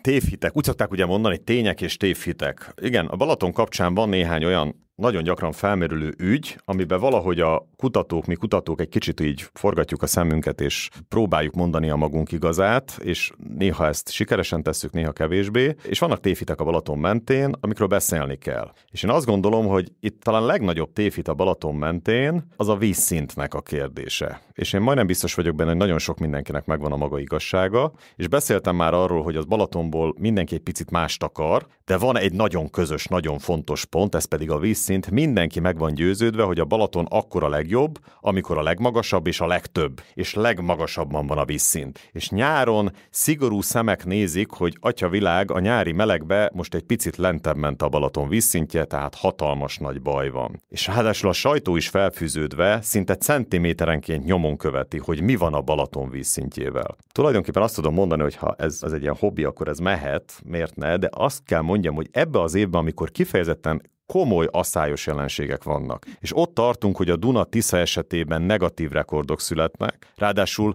egymás után tűnnek el a különböző kisvizek az országból, már kora tavasszal, illetve picit nagyobb a késő tavasszal, illetve a nyár folyamán, pont a Balaton olyan rettenetesen rosszul nem áll ebbe a kérdésbe, azt kell mondjam. A Balatonnál van egy olyan furcsa tévhit, és mindig beszoktak erről számolni, hogy hány centiméter a Balaton. Atya világ, már 100 centiméternél lentebb van a víz. Ez a centiméter kérdés, ez a Siófoki vízmércére vonatkozik, de szeretném rögtön mondani, ez nem azt jelenti, hogy amikor a Balaton 100 centiméter, vagy 80 centiméter, vagy netán 50 centiméter, vagy beszéljünk egy nagyon teoretikus furcsa számról, a nulláról, az nem azt jelenti, hogy kiszáradt a Balaton. Ez egy relatív mérce. Idén többször félreverték a harangot, mert már nincs 100 cm, már 90 centi alatt van a Balaton, és például 2002-2004-ben, meg 2012-ben jóval 50 centi alatt volt a Balatonnak a szintje. Azért az egy látható dolog, és ott azért szeretnék valamit mondani, ez már az a szint, amikor a Balaton déli partjának egyes részei szárazulattá válnak. Már megjelenik, ugye, amikor lenyünk le a lépcsőn, ott már nem víz van, hanem szárazulat. Igen, ez tényleg nem tűnik annyira biztatónak, de igazándiból itt szeretném mondani azt a furcsa dolgot, hogy egy természetes vagy egy természetközeli víznek, hogy a nyári időszakban lentebb megy a vízszintje, ez nem olyan nagy probléma, és ennél még durvábbat mondok, alapvetően a víznek ez nagyon úgy néz ki, hogy nem volt rá forrásunk, és abban az időszakban nem sikerült ezt jól kivizsgálni, de kifejezetten jót is tesz. És itt rögtön meg is magyaráznám. A Balatonnak a természetes partját megszüntettük, kivégeztük. Már csak ahogy említettem, pici apró részek vannak, ahol nádas, és régen nagyon sok esetben turzásokkal tarkított, dűneszerű képződmények voltak. Ezek szinte már teljesen eltűntek. Néhány puhatestűnek a vázát szoktuk látni ilyen turzásszerű dombokba egyébként a Balatonnak a partján. És amikor lemegy a vízszint, szinte visszakapja a Balaton a természetes vízpartját. Miért fontos az a természetes vízpart? Ott például a hullámzás ki tudja sodorni azokat az anyagokat, amelyek kint a szárazulatokon tudnak lebomlani. A bezárt medenceszerű Balaton, ami körbe van betonozva és kövezve, az nem tud megszabadulni ezektől az anyagoktól. Hogy szabadul meg? Például árvaszúnyog tonnák formájába. Visszatérve a vízszintre, azért mégiscsak fontos elmondani, hogy egy hajós számára, egy vitorlázó számára, vagy pedig egy fürdőző számára fontos az, hogy mégiscsak legyen ott víz, ahol bemegy a Balatonba, ez érthető, de az, hogy a nyári időszakban lentebb megy a víz, és ősszel, télen vagy koratavasszal magasan van, ez lenne az, ami leginkább emlékeztet bennünket a természetes jellegű Balatonra, és ettől ne ijedjünk meg. Van ezzel kapcsolatban azért egy nagyon fontos dolog, amiről beszélnünk kell, és nem önmagában a vízszint kérdése. Ez bizony az elmúlt 10-20 évben jelentős, hogy a Balaton természetes vízmérlege negatívba fordult több év alkalmával. Atyavilág, mi ez a furcsa szó? Ez azt jelenti, hogy az adott évben több víz, nagyon leegyszerűsíten ment el a Balatonból, mint amennyire tudott bejönni. És ez néhány esetben egy nagyon furcsa dolgot eredményez, mert az egyik úgynevezett elmenettel az egyik az lenne, hogy kinyitjuk a siót és lemegy. Nem túl gyakori ez ma már. Nagyon ritka az, amikor ezt meg lehet tenni, mert alapvetően mégis csapadékmentes időszakokat élünk nagyon súlyosan, de a víz párolog. Mikor párolog jobban? Magasabb a hőmérséklet. Mi történik, nem hogy átmenjünk kémiába, az oldószer, illetve a oldandó anyagnak a viszonyairól, de hogyha a párolgás következtében az oldószer eltávozik, akkor töményebb lesz a víz. A Balaton esetében jó néhány ionra nézve, nagyon speciális, nagyon jó iontartalma van a Balatonnak, egy magnéziumos, kálciumos, hidrokarbonátos vízről beszélünk, de az elmúlt 10-20 évben például a nátrium, a szulfát, a klorid mennyiség 4-5-szörösére nőtt a víz esetében. Sőt, az egész Balatonnak a sótartalma, vagy iontartalma alapján ma már azt kell mondjuk, hogy nem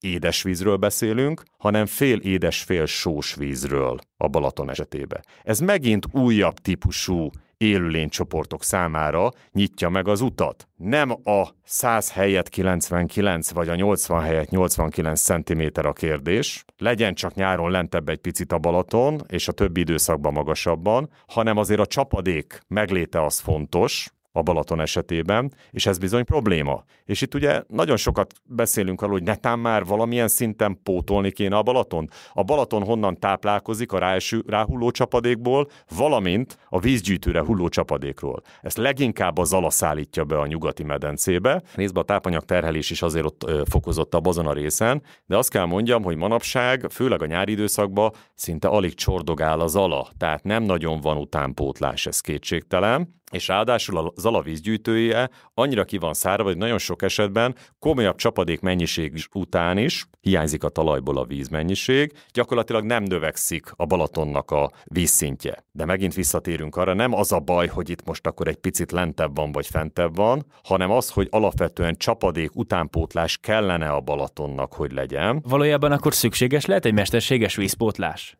Szeretném elmondani, hogy én alapvetően nagyon ellene vagyok, még a gondolatnak is, hogy a nagyon speciális kémiával, fizikával és biológiával rendelkező Balatonvízre ráeresztenénk egy egészen más karakterű vizet. Sőt, elképzelni se nagyon tudom ezt a lehetőséget, azt se nagyon, hogy honnan, de azt kell mondjam, hogy a jó néhány negatív vízmérleges év után valamilyen szinten ezen el kell tudni gondolkozni, hogy a jövőre nézve van-e valami B vagy C tervünk. Azért azt kell mondjam, hogy ez már előjött az ezredforduló környékén, és amikor elkezdtek gondolkozni rajta, az lett a vége, hogy jött egy csapadékosabb időszak, és tulajdonképpen elfelejtődött ez az egész dolog. De már akkor is megállapították, hogy ez egy nagyon nehéz ügy. Ami szóba került, ugye mik kerülhetnek szóba, ugye a Duna-Dráva, Mura, a Murából történő vízutánpótlás. A szintviszonyok miatt is, a távolság miatt is azért ez nem egy egyszerű kérdés. És a másik dolog, ugye például a Velencei tónál hallottunk ilyeneket, hogy atya világ, már szinte kiszáradt a Velencei tó, akkor megjegyzem, 1800-as években huszárok gyakorlatoztak a medrébe, tehát már ki volt száradva a Velencei tó, az egy még sekélyebb, még érzékenyebb víz, és joggal aggódnak egyébként a Velencei tóért, de nagyon nem egyszerű kérdés az, hogy milyen minőségű vizet eresztünk rá, és milyen formába. És ezek a kérdések, nagyon szeretném felhívni a figyelmet, hogy ez nem fér bele azokba a látszatmegoldásokba, hogy gyorsan csináljunk valamit, nagyon könnyen tönkre lehet tenni egy vízteret, egy átgondolatlan és hirtelen jövő döntéssel. Azon, hogy a Balatonnak milyen egyéb vízutánpótlása lehet, azért sajnos azt kell mondjam, hogy ezen gondolkozni kell. Nem egy egyszerű dolog. Nagyon át kell formálnunk a gondolkozásmódunkat, ez Magyarországon most nagyon megy, hogy hát semmi gond, hogy ott nincs víz, majd viszünk, mert van nekünk Tiszánk és van Dunánk. Pont amikor nagyon hiányzik a többi helyen, most egyre jobban tapasztaljuk, hogy azért van víz a Dunába, Tiszába, de olyan negatív rekordokról beszélünk, ami ott is szintén elgondolkoztat bennünket, hogy vajon lesz-e mindig víz, ahonnan vinni akarjuk a másik helyre. Tehát a vízszint kapcsán én azt szeretném mondani, hogy én ezt a legnagyobb félreértésnek gondolom, és azt, amikor ilyen számokról beszélünk, hogy 190 vagy 80, ne kongassuk a vészharangot, egészen rossz irányba vagyunk, és szeretnék még egy dologra rávilágítani, visszatekintve az elmúlt 10-20 évben nincs olyan arányosság, hogy minden lentebb volt a víz, annál algásabb lett a víz. Egyáltalán nem. Sőt, azt kell mondjam, hogy nagyon sok esetben a mesterségesen megemelt vízzel mi a helyzet, sokkal nehezebben keveredik át és nehezebben hullámzik, másként hullámzik, maradjunk így, kialakulhatnak olyan például rétegződési viszonyok, amelyek egyes algák számára kedvezőek lehetnek, úgyhogy ez egyáltalán nem olyan egyszerű kérdés. És alapvetően most is hoznak olyan szabályozásokat, amivel én alapvetően egyet tudok érteni, hogy akár 120 cm-es legyen a Balaton, csak könyörgöm, nehogy állandó 120 cm legyen, ne akarjunk egy feszített víztükrű medencét csinálni a Balatonból, nagyon rosszat teszünk. Nagyon-nagyon rosszat teszünk. És én azt gondolom, hogy ez a legnagyobb félreértés a Balaton kapcsán. Nem tudjuk már azt a 1,5-1 méteres, 2 méteres vízszintjárás biztosítani a Balatonnak, de amennyit tudunk, azt hagyjuk meg neki. És ezzel tudjuk inkább biztosítani a jövőjét ennek a víznek. A másik tévhit, említettem már az, hogy oda mentem a Balatonhoz, és nagyon koszos volt a víz. Ez a nagyon koszos volt a víz, azért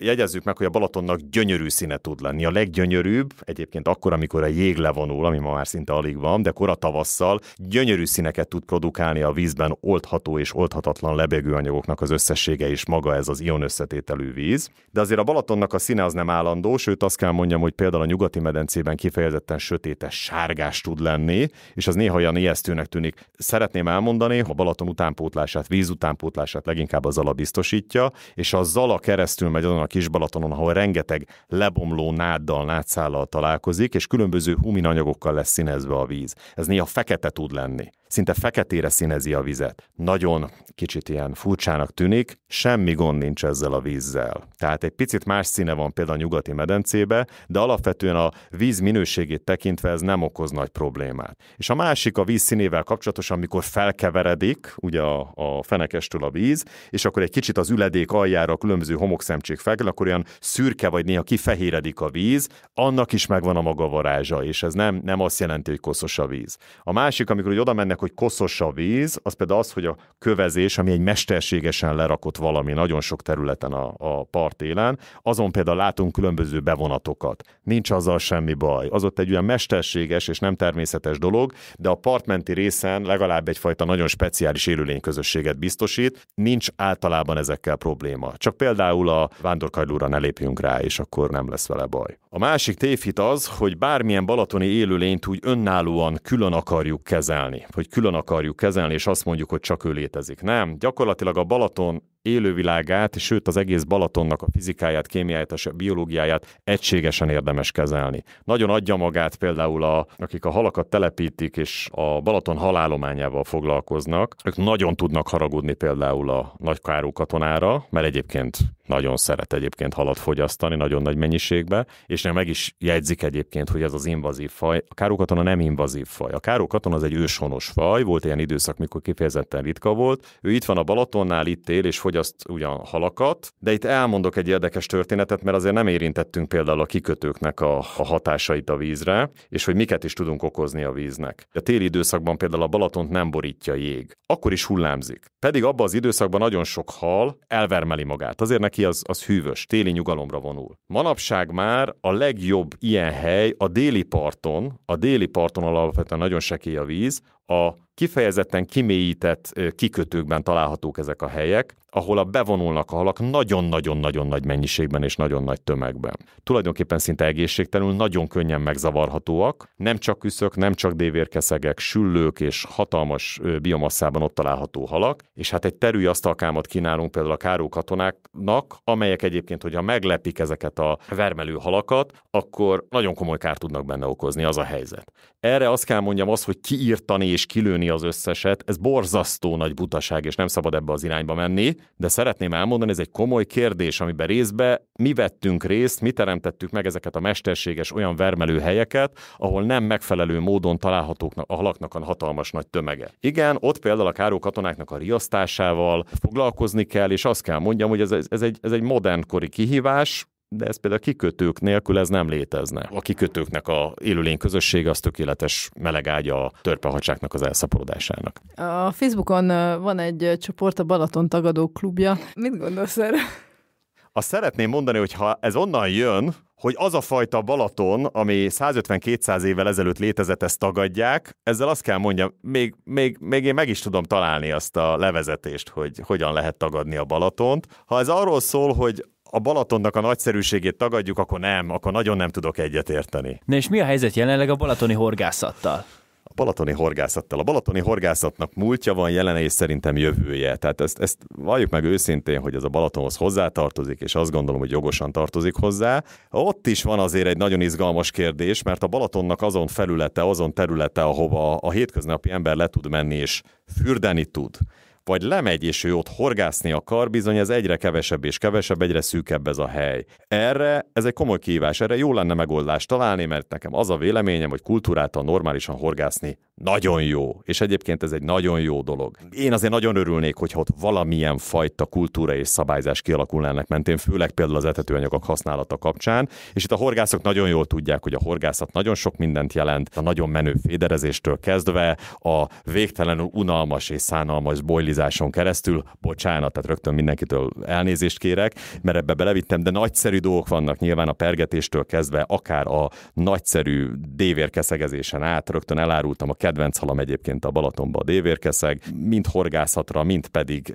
fogyasztás szempontjából, de hogy mi van a balatoni halakkal és a horgászattal? Közép-Európa, a hal, az mi lehet? Az ponty, nem lehet más. Tehát csak a pontyról szoktunk hallani. Elnézést, és a hek? Igen, a hek, hát a Balaton tagadók kapcsán szerintem ez lett volna a minimum, hogy akkor hogy állunk a hek populációval a Balatonba. Igen, ezt a balatoni sütődők tudnak erről beszélni, hiszen semmi köze a Balatonhoz, de annyira beleívódott már a balatoni kultúrába, hogy én is egyetértek, hogy ez szinte balatoni unikumként lehetne levédeni egyébként a balatoni hekket. Szerintem ez egyébként belefér, de ha már komolyra fordítunk, értelemszerűen nem él a Balatonba hek. De bármilyen fura, azért nagyon sok nagyon nagyon jó hal él, olyan, aki itt őshonos, és nagyon jól érzi magát, és még mindig van belőle bőven, és sajnos van egy-kettő, aki nem őshonos. Úgy gondoltuk, hogy nagyon jó hal lesz itt a Balatonban, és nem biztos, hogy bejött. Ezen nagyon sok vitát lehetne kavarni, de szeretném elmondani, hogy például azért a busa betelepítésére én azért nem mondanám, hogy feltétlenül egy hatalmas nagy sikertörténet volt. Ráadásul a különböző pettyes és fehér busának a különböző hibridjei fordulnak elő még mindig hatalmas mennyiségbe,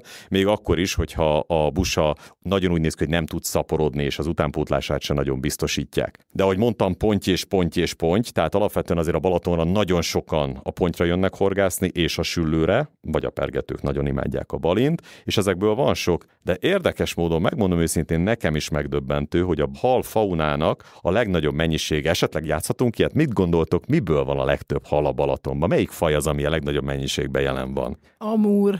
Szerencsére nem, amúr egyébként egy betelepített növényevő, amelyre néhányan esküsznek, hogy mennyire csodálatos horgászhal, néhányan pedig hatalmas ellenségnek tekintik, hogy mit keres a vizeinkbe. Elárulom, jó, mert nekem alapvetően, én például azt hittem a Balatonban, ahol egyébként nem tud leívni a ponty, de azért a horgászokat, ha megkérdezünk, akkor ponty és süllő, igaz? Ponty és süllő, ami előjön. A Balatonban biomasszára nézve közel 50-60%-a a víznek az küsz és dévérkeszeg. Ezek kisebb halak azért, ugye? A küsz az mindenféleképpen, és az ő jelenléte rettenetesen fontos például abból a szempontból, hogy a különböző ragadozó halaknak legyen mit fogyasztani, és az nagyon jó, legyen is. Amikor a küsz ívás van például, akkor azért az egy nagyon izgalmas, csodálatos dolog, hogy a parti kövezésen hatalmas fekete foltok formájában lehet látni a ívóküszöket, és hatalmas csapdosással különböző ragadozó halakat, és a dévérkeszeg, aki még szintén nincs annyira kötődve, mert a legtöbb hal egyébként a part közelébe, vagy a furcsa mód a nádasokba, ahol a legnagyobb a biodiverzitás, és amiről mondtam, hogy a legfontosabb a Balaton életébe,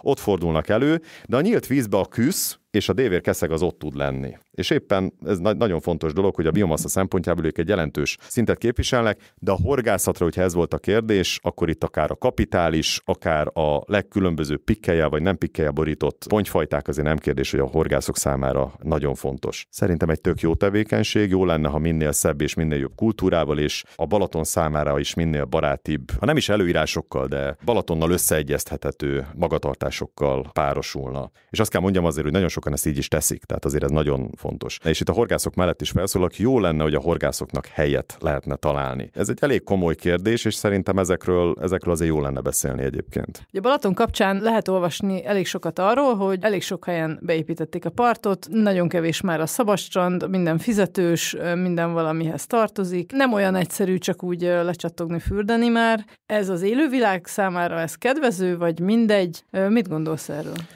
Dehogy mindegy, és hát azért már szót ejtettem arról, hogy a civilizációs hatások és a különböző beépítések, lebetonozás, a természetes vagy természetközeli növényközösségek, életközösségeknek a megszüntetése a parton az katasztrofális. És ezt szeretném elmondani. Azért a sportgyep, amit letelepít valaki a társasháznál, vagy pedig a hétvégi háznál, aminek a terasza már szinte rálóg a vízre, az a zöld felület az nem ugyanaz a zöld felület, ami egy megfelelő diverzitással rendelkező növényi és állati élőlény közösségnek feleltethető lenne meg, még hogy egy kicsit egy-két tujával megdíszítgetjük azt a sportfüvet, akkor sem. És ez egy nagyon komoly dolog. Ettől nagyon-nagyon messze vagyunk egyébként, hogy ezt sokan megértsék, és ez nem csak arról van szó, hogy néhány természetvédőnek az ilyen furcsa vágyálma, hanem ezt szeretném hangsúlyozni, hogy az egész víznek az ellenálló képessége szempontjából ezek a divers közösségek nagyon fontosak. A Balatoni Limnológiai Kutatóintézetnek a tevékenységi körét alapvetően meghaladja az, hogy például mennyi és milyen típusú házak és hogyan és milyen formában létesülnek, vagy jönnek jelen, vagy nőnek ki a földből a Balaton partján, de azért azt akár inkább magánemberként is szeretném hangsúlyozni, hogy itt is jó lenne valami fajta komolyan veendő szabályzást, és nem csak mindig, amire olyan nagyon büszkék vagyunk, hogy megtaláljuk azt a kiskaput, illetve az egyéb utakat, ahol mégiscsak ki tudjuk kerülni a szabályzásokat. Jó lenne ezeket betartani, nagyon-nagyon fontos lenne. És ebben meg nem akarok belemenni, erre például azt tudom mondani, hogy mi egy Balatoni Limnológiai Kutatóintézet vagyunk, ami főleg a Balaton környezettanával foglalkozik, de például ebbe az irányba bőven el tudom képzelni, és nagyon fontos lenne, hogy akár ezzel kapcsolatban is speciális kutatások folyjanak a Balaton környékén, és nem csak kutatások, hanem egy kicsit a mélyre ásni ezeknek a dolgoknak. Milyen jó lenne, hogyha például a Balaton partján a skandináv és mediterrán, és nem is akarok végigmenni itt a karibi stílustól kezdve a legkülönbözőbb kategóriákon át, amilyen típusú házak jelen vannak és kinőnek. Ez azért egy magánemberként mondom, hogy azért ez egy szívfájdalom, de a beépítés önmagában is egy szívfájdalom, és itt, ha már a horgászokat is védtem, így van a strandolók esetében, de itt beszélnünk kell valamiről a strandolás esetében. Az, hogy valami strand, vagy valami szabad strand, az egy nagyon komoly minősítéssel rendelkező hely. És én azt kell mondjam, hogy a Balatonnak a minősége tényleg jó és megfelelő és nagyszerű, de én a fürdőzőket abba az irányba terelném, hogy ilyen minősített szabad strandokon vagy strandokat látogassanak. Azok az utcavégi helyek, amelyek akár feliszapolódva, kicsit elhanyagolva, rendezetlenül rendelkezésre állnak, ezek nem egyenlőek a szabad stranddal, és ezek nem szabad strandok. Az ott lévő különböző jelenségek, hatások, amelyek egyébként lehet, hogy nem feltétlenül vannak bevizsgálva, amelyet egyébként a különböző kormányhivatalok nagyon komolyan vesznek, azok nem feltétlenül is minden esetben és a 32-34 fokos vízben, partmenti hőmérsékletekről beszélek, nem feltétlenül alkalmas fürdésre, és egyébként nem is ellenőrzik, nem is vizsgálják. Tehát én azért szeretném mondani, hogy igen, egyre kevesebb ez a hely, de mégis azt mondom, hogy ha fürödni megyünk a Balatonra, akkor ilyen helyekre menjünk. A Balatont már elvesztettük abból a szempontból, nagyon sok tavat ismerünk egyébként Nyugat-Európában, más országokba, ahol egész egyszerűen körbe tudjuk sétálni. A Balatonról már abszolút nem beszélhetünk ilyen, hogy körbe lehet sétálni. Nagyon könnyen megoldható lenne akkor egyébként, hogy bevizsgált lehetne mindenhol alapvetően valamilyen szinten a partmenti rész, és mindenhol lehessen fürdeni. Jelenleg alapvetően vannak nagyon jól rendben tartott és kevésbé rendben tartott, magára hagyott, de saját magántulajdonban lévő területek, amelyek mentén én azt mondom, hogy a fürdés igenis a strandokon, szabad strandokon legyen. Ez fontos. És jó lenne, hogyha számuk egyre több lenne, vagy legalább megtartanánk. Ez persze azért nagyon fontos, hogy elmondjam. Mit gondolsz arról, hogy amikor egy fürdőző bemegy a vízbe, akkor tiszta naptej a teste? Igen, köszönöm szépen a kérdést. Az intézetünkben ez egy külön kutatási irányvonal, hogy a különböző naptejek mennyire terhelik a Balatont. Milyen mennyiségben, és a különböző napvédő faktorok és a különböző kemikáliák meddig vannak jelen a vízbe. És itt nagyon szeretném kiemelni a ökofiziológiai és ökotoxikológiai csoportot, mert ez egy abszolút aktuális, és ez egy nagyon, nagyon fontos kérdés. Ha már beszéltünk az etetőanyagokról, akkor miért ne beszélnénk ugyanúgy a hihetetlen mennyiségű egy nyári időszakban az emberi testen, valljuk be őszintén, hány embernél látjuk, hogy bementünk a vízbe, jaj, hát már nincs rajtam, még egyszer bekenem magam, majd még egyszer bemegyek a vízbe, bekenem magamat, és még egyszer. Hihetetlen mennyiséget viszünk be a Balatonba. Ezeknek vannak hatásai, és azt kell mondjam, egyenlőre vizsgálat alatt vannak. Én ebbe az irányba is azt szeretném mondani, hogy nagyon jó lenne, ha elindulnánk minél környezetbarátabb és olyan tartalmú naptejek irányába, amelyek szintén mondjuk így, hogy összeegyeztethetőek egy természetközeli Balatonnal és egy fenntartható Balatonnal. Ezek a különböző hatások a klímaváltozás hatására a szélsőséges viszonyok között egyre fontosabbak és kiélezettebbek lesznek. Egyre jobban kellene vigyázni ezekre a dolgokra. Említetted, hogy körbe sétálni már nem lehet a Balaton, de körbe biciklizni körbe lehet. A bicikliút mennyire zavarja az élővilágot, mert ezt tudjuk, hogy az autóút az azért eléggé, de azért ez is egy lebetonozott sáv. Igen, tulajdonképpen az a fajta Balatonpart, ami szinte nem is volt lehatárolva, hogy hol szűnik meg a víz, és honnan kezdődik a part, ez megszűnt. Akár a bicikliút, akár a beépített utak, lebetonozott alapok, ezek teljesen fragmentálják és megszüntetik a kapcsolatot, akár egy bármilyen növényközösséggel, ami a parttól egy kicsit távolabb van. De itt is azt mondom, hogy bringázni nagyon jó. Eszméletlen jó, és remélem, hogy minél jobb minőségű bicikliút az lesz a Balaton körül. Itt azért hagy valljam be őszintén, hogy engem azért már nem vonz a különböző hangfalakon bömbölő nóták, zenék, amelyek gyakorlatilag a bringákra felakasztott hangfalakból szólnak, és mint egy május 1 típusú felvonulás tömve van a Balaton környékén. De azt mondom, hogy egyébként nagyon-nagyon jó dolog. Én egyébként imádok bringázni a Balatontól. Nem sok, csak egy kilométer csodálatos Balaton felvidéki helyek vannak, ahol akár túrázni, akár bringázni lehet, és hihetetlen, hogy mekkora különbség van egyébként a Balaton közvetlen partja. Nyilván mozódunk a vízhez, én ezt értem, és egy ilyen tök jó kaland körbebringázni a Balatont. Legyenek minél jobb minőségű bringautak, ott is minél kulturáltabb bringások, és szerintem ez egy jó dolog. Tehát ezt próbáljuk összeegyeztetni. Ha azt kérdezett tőlem, hogy gépkocsi vagy bringa, akkor inkább bringa, egyetértek, egyetértek, és hogyha úgy jönne elő, hogy tömegközlekedés, vagy pedig akkor a tömegközlekedés irányába. Közvetlen is, meg közvetve alapvetően nagyon tudjuk terhelni a Balaton partot, és egyébként úgy alapvetően a környezetünket a egy gépkocsi, egy ember leosztásokkal. Tehát ez nem egy jó dolog. Említettél már sok kutatást, hogy milyen munkát végeztek a Balaton körül. Ez kit érdekel? Tehát, hogy ki az, aki ezt komolyan veszi, nem tudom, minisztériumok, milyen szakmai közösségekkel vagytok még kapcsolatban, aminek tényleg hatása van arra, hogy aztán milyen szabályzások történnek.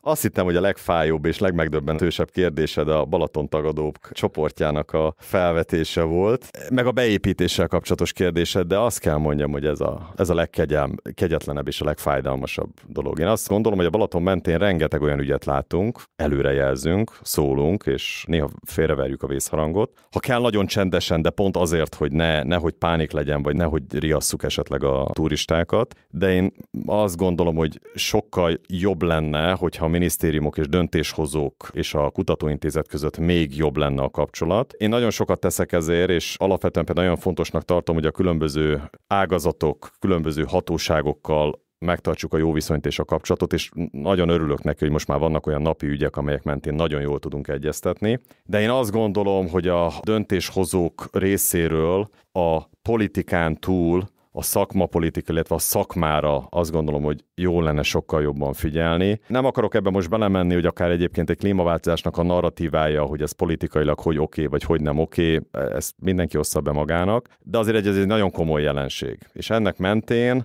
itt, ha már csak pénzből ért a döntéshozó, vagy pénzből ért az ember, itt hihetetlen pénzekről van szó, amelyek mentén szerintem nagyon komoly, nagyon átgondolt szakmai döntéseket kellene hozni, ami például a klímaváltozás, vagy pedig a civilizációs hatások akár egy természetközeli, vagy egy természetes vizet érint, vagy érinthet. De nem maradjunk a víznél. Én ezt ugyanúgy szárazföldi ökoszisztémák esetében, élőlényközösségekben is így gondolom. Ezekre nagyon kellene figyelnünk, sokkal fontosabb és nagyobb aranytartalékai ezek az országnak, mint ahogy gondoljuk. Azt gondolom, hogy amikor egyébként már nagy baj van, akkor figyelnek ránk. A legvégén egyébként nagyon sokszor előjön, hogy mi mennyire fontos, mi mennyire nem fontos, de például érdekes módon egy árvaszúnnyograjzás, egy nagyon komoly algásodás, azért az nem innen indul. És nagyon sokszor mondtam, hogy ez nem a baj, hanem nagyon sok esetben egy tünet. És nagyon sok dolgunk lesz a Balatonnal, szakmai oldalról, és nagyon sok dolgunk lesz olyan természetes rendszerekkel, mint például a talaj, felszín alatti vizeink, felszín feletti vizeink, ahol itt a rögtönzéseknek és az indulatpolitizálásnak az a véleményem, hogy nincsen helye. Tehát nagyon kellene a szakmai közösségekre, valamint